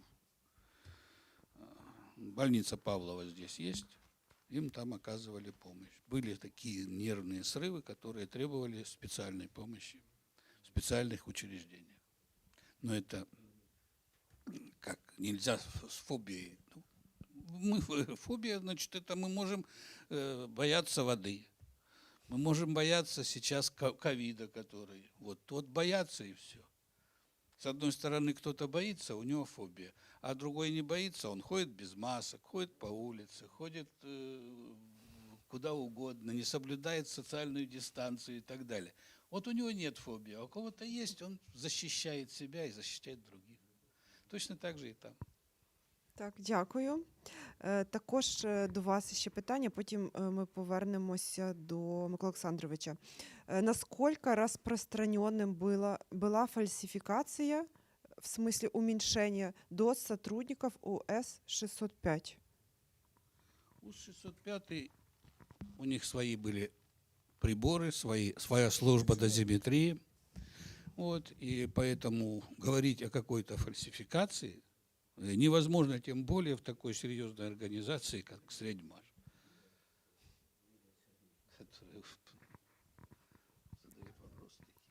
Да, питання дуже цікаві. Микола Олександрович, а скажіть нам, будь ласка, тільки дуже стисло, чи відрізняється доза, наприклад, в 15 БЕР, отримана за хвилину, і така ж доза отримана за тиждень? Вообще есть живой организм у человека, да? Есть восстановительные функции. Я во врачебные дела, это Владимир Александрович Лючевский, и вся проблема в том, от той дозы, которую ты получаешь в какой-то определенный промежуток времени. Естественно, если я получил 15 одномоментно, это одна реакция организма. Если я получил 15 за неделю, это другая, 15 за год, это третья. Организм обеспечивает восстановление поврежденных клеток, появление новых, особенно это касается кроветворящих органов, но это медицинский аспект, я как-то к этому делу аккуратно отношусь, может, что-нибудь неправильно скажу. Но, естественно, это, я даже не знаю, как, вот чем отличается, когда вы килограмм мяса съедите за минуту и за неделю? Та я думаю, що чимось є різниця, в принципі. Это популярно, это то же самое. А от в продовження цього запитання, чи можна порівнювати радіацію, отриману від польоту у літаку, і ту, що в Чорнобильській зоні відчуження? Дуже часто, до речі, таке порівняння Это використовується. ничем не отличается, отличается только мощностью дозы и полученной дозой. Значит, вы запустите человека, вот когда обсуждают полет на Марс, что собирается там через 5, через 10, я для себя вот думаю, как же обеспечить радиационную защиту в космосе. Это одна из проблем для космонавтов и так далее. Поэтому ничем не отличается. Воздействие ничем. Только мощностью дозы и дозой интегральной, которую человек получил. Все. Ну, я ще запитаю тільки також про воно відноситься так про туризм. Яке відношення про туризм чорнобильський? Яке відношення до чорнобильського туризму? Можливо, варто якийсь відсоток віддавати на розвиток ЧЗВ. Але, будь ласка, в нас лишилося 9 хвилин, і нам треба ще одну відповідь, принаймні одну, хоча ми не встигаємо всі відповіді надати. Никакого отношения. Хотят ездить, ну пусть ездят. Володимир Олександрович, а у вас? Ну, спустя 35 лет, если у человека есть такое желание, он готов заплатить деньги, чтобы посмотреть на развалины, на умерший город или, допустим, на ту площадку. Там же он не просто вот захотел и пошел. Есть специальные маршруты, по которым этих туристов возят, показывают, где он может фотографировать, где он может выйти, где не может выйти. Это бизнес. Я считаю, что это неправильно. Это не та достопримечательность, которую нужно показывать. Это люди, которые какие-то острые ощущения и так далее. Продавать, мне кажется, на мой взгляд, это несовместимо. Есть много других объектов. Но, а что мы будем показывать? О том, что вот что мы показываем туристу? Ну, Ну, Ну, это вот же- произошла авария, вот к этому это приводит. Вот я согласен, что этих студентов на преддипломную практику туда, и не только атомщиков, всех энергетиков надо туда, на преддипломную практику, что они, когда идут на реальное оборудование, чтобы они понимали, что вот от их ошибки может зависеть очень много. А праздным, не знаю, я считаю, что это неправильно. Валентин Іпполітович, а ви що думаєте? По туристам резко отрицательно, потому что вот, так как сейчас организовано вот это туристическое движение, вот, люди попадают в зону ионизирующих излучений. Человека нужно предупредить. У медицины есть специальный перечень болезней, с которыми нельзя работать и облучаться. Так человека надо предупредить. У тебя есть эти болезни или нету? То есть человек должен знать. Ведь, понимаете, вот Чернобыльская авария показала, что в радиационной безопасности в массе своей люди не понимают, что это такое. Просто не понимают. Вот с одной стороны идут, я прошу прощения, обвинения, почему провели парад 1 мая, а с другой стороны, а мы хотим прямо в зону поехать и посмотреть. Вот человек, он противоречивый. Понимаете? Да не Ігор правда. Анатолійович, а ваша думка? Поэтому по туризму я хотел бы закончить. Вот. Там основное опять деньги играют роль. На этом туризме хорошо зарабатывают чиновники. Это что, секрет, что ли? Для меня не секрет это. Дякуємо. Ігор Анатолійович, будь ласка. Ну, я более взвешенно, наверное, отношусь к этому вопросу. Ближе к Николаю Александровичу здесь. По-своему. Да, единственное, что я хотел добавить, что, наверное, неплохо было бы организовать, во всяком случае, для гидов какой-то учет, дозовый учет. Потому что на самом деле они там чаще бывают, чем многие работники зоны. То есть они там проводят ежедневно по много часов. То есть при этом, поэтому здесь вообще как бы, я знаю, что и регулятор наш обращался в Министерство экологии, в ДАЗов, неоднократно, чтобы организовать нормальный учет доз для всех тех людей, которые хотят попасть в эту зону. Во всяком случае, для профессионалов, которые занимаются этим. Ну, а так в целом зона имеет ряд особенностей, которые интересны людям, и они хотят их увидеть, они рискуют собственным здоровьем. Ну, это их выбор. Не Дякуємо. могу удержаться, не могу удержаться. Отношение к атомной энергетике неоднозначное в целом у общества. Неоднозначное. Мы прекрасно понимаем о том, что атомную энергетику надо развивать, ее надо поддерживать, и человечество в ближайшем обозримом будущем не обойдется. А здесь мы праздных людей, не понимающих, что это такое, значит, они приезжают, они видят эту всю проблему, и вырабатывается, естественно, соответствующее искаженное в какой-то степени отношение к атомной энергетике. Не надо, нельзя. Спасибо. Не надо, не надо. Я зрозуміла, це також інше чутливе питання, але в нас країна також декларує свої наміри розвивати чорнобильський туризм, попри те, що от думають наші шановні експерти. Сподіваюся, що, можливо, ця думка зміниться. У нас запитання до пана Купного. Валентин Іпполітович, було б цікаво дізнатися про кількість палива, яка лишається в об'єкті укриття. Ви говорили, що є дві версії. Скільки палива лишається в об'єкті укриття, на вашу думку? Якої версії із тих, що ви двох озвучували? Я просто не знаю. Ніхто не знає. Валентин Іпполітович також. Ну, я бы не сказал так, что никто не знает. Знаем. Вопрос, насколько точно знаем. Вот это проблема. Примерные оценки есть. Можно соглашаться, можно не соглашаться. Я согласен, есть разные версии. То, что этот вопрос требует уточнения, детальных исследований, абсолютно согласен. То, что работа прекращена уже более 20 лет тому назад, брошена, и страна этим не занимается, тоже абсолютная правда.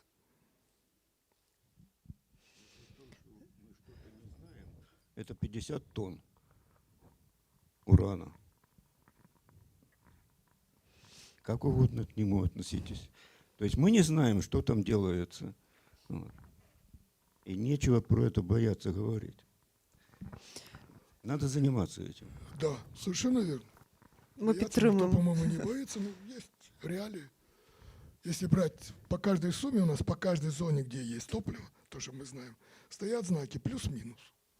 Да, можно все в плюс сложить и все в минус.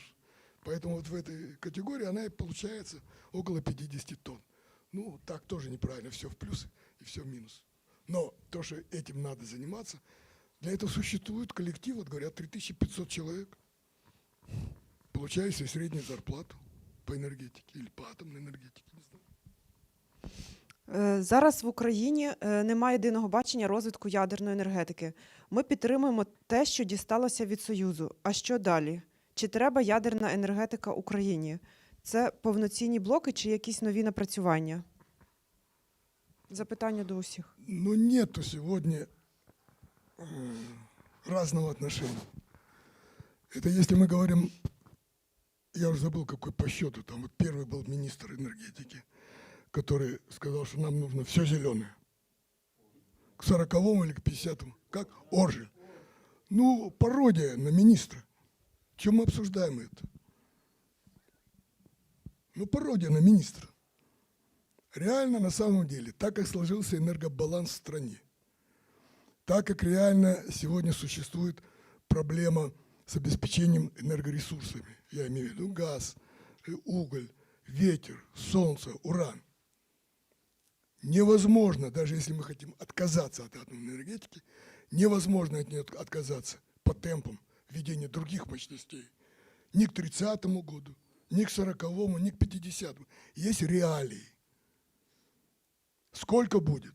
Будет столько же 13,85 гигаватта мощностей. Или их будет 10, или их будет 15. В первую очередь это зависит от экономики страны. Если страна будет дальше ориентироваться на развитие металлургии, тяжелой химии, тяжелого машиностроения, которое все стоит по существу и так далее, это будет одна потребность в электроэнергии. Если страна перейдет на производство микрочипов там, ну и так далее, тонкой техники современной, это будет другое потребление электроэнергии. Тогда потребуется другая энергия, другие. От этого все экономика страны будет определять. Но совершенно однозначно, что никакого отказа ни от тепловой энергетики за 2, 3 или 4 года или за 15 лет не произойдет. Не заменит зеленая энергетика всю и тепловую, и атомную. Это бред у людей, которые вообще не понимают, о чем они говорят. Понимаете? И обсуждать эти темы, ну вот есть министр, что у меня, я отвечаю, да?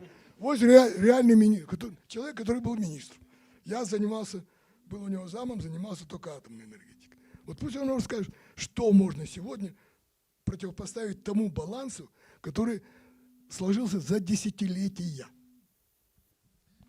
Я добавлю, кажется, абсолютно все правильно сказал. И балансу не Украины, а если брать баланс вообще планеты Земля, вот с точки зрения выработки и потребления электроэнергии, который сложился на сегодня, я не вижу не то, что перспектив отказаться, я вижу даже развитие в конечном итоге атомной энергетики, какие-то новые реакторы, другие технологии, блочные и так далее, потому что будущее энергетики, я вижу атомной энергетикой и водород. Что, поверьте мне, каждый киловатт-час, который мы получаем, его вырабатываем, он для человечества в среднем обходится абсолютно по одинаковой цене, независимо от того, где мы его производим.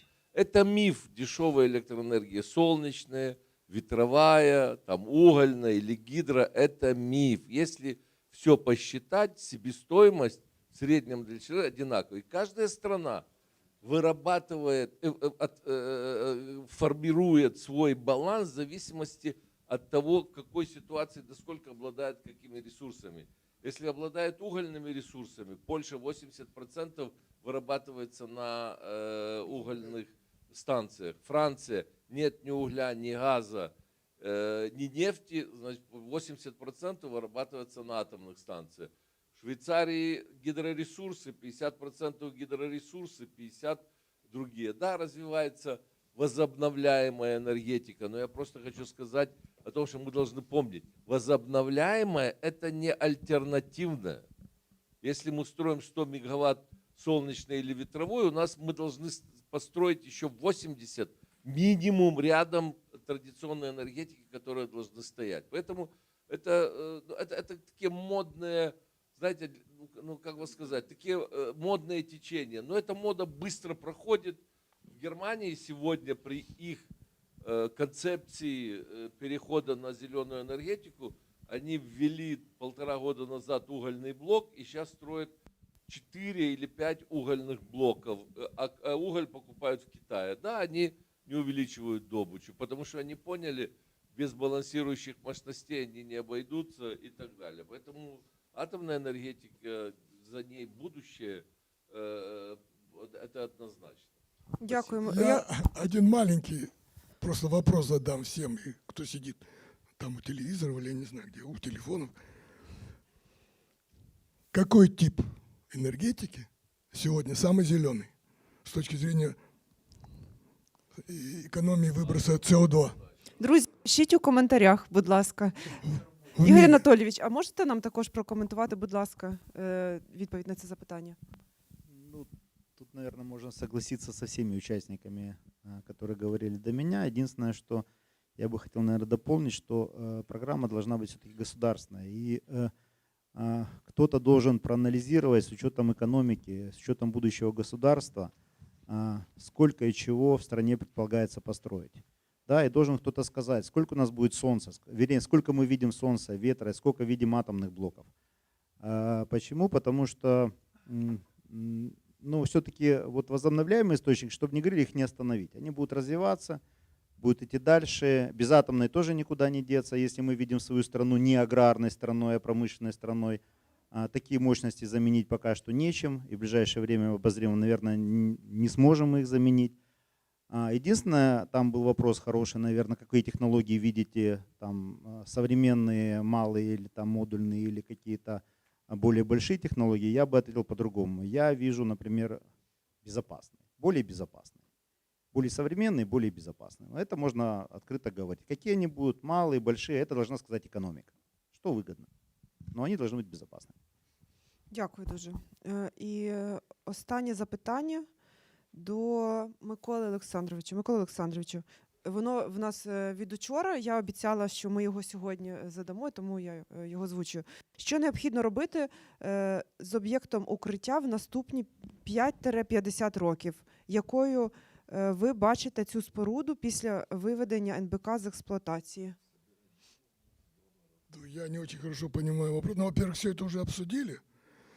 Это раз. Во-вторых, 100 лет арка должна выстоять, простоять. Что будет делаться под аркой, не знаю. Мы об этом только что говорили. Нет программы, нет решения, нет подготовительной работы к этому с точки зрения научного обоснования, проектного обоснования, технологического. Я уже сказал один вопрос. Но не человек же будет опять, как в 1986 году, с лопатой вытаскивать топливо, содержащее массы оттуда. Да, наверное, же роботы какие-то должны зайти туда. Но их же нет. Задания даже нет на разработку. О чем мы говорим? У нас тут про роботи якраз наш глядач, от хтось із глядачів написав, роботи розроблені, вони нікому не потрібні. Які завдання зараз є на об'єкті укриття, які потребують роботів завтра? Ну, тобто я обіцяла Где останнє, але роботы це вже... разработаны? Где они испытаны? Покажите. Что за сказки? Было несколько роботов у нас на объекте были, вот. Но они очень хорошо работают рядом где-нибудь. Вот. А в объекте рельеф нестандартный, поэтому. Вот. То есть пока роботов нет, а разрабатывать, ну, да, кто мешает их разрабатывать? Надо разрабатывать. Должна быть программа.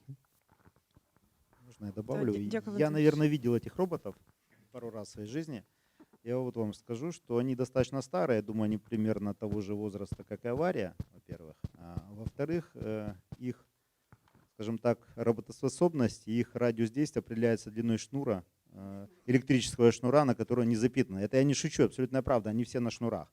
Поэтому я не знаю, если речь идет об этих роботах, то навряд ли они могут быть сейчас быть полезными с точки зрения работы на объектах. Все. Я дуже вдячна спікерам за відповіді на запитання і хотіла би підсумувати наших 2 вечора. Ще раз офіційно ми щиро вдячні всім, хто був із нами упродовж цих вечорів. Вони були справді непростими і для нас, і для вас, і для всіх, хто брав участь у організації. І говорити про Чорнобиль завжди важко, але потрібно, і потрібно говорити про це не лише раз на рік, а значно частіше. Адже технології розвиваються та, на жаль, не завжди стають безпечнішими. Хотілося б, щоб були безпечнішими все ж таки. Та ми, Державний науково-технічний центр з ядерної та радіаційної безпеки, незмінно працюємо заради безпеки, так само, як і наші гості. Кожен робить на своїй роботі, робить свою частинку і вклад приносить в безпеку. Тож бажаю гарного вечора усім і не забудьте 26 квітня низько вклонитися тим, хто не залишив варту на 4-му енергоблоці Чорнобильської атомної електростанції і тим самим зберіг життя мільйонам. Дякую і всім гарного вечора. До побачення.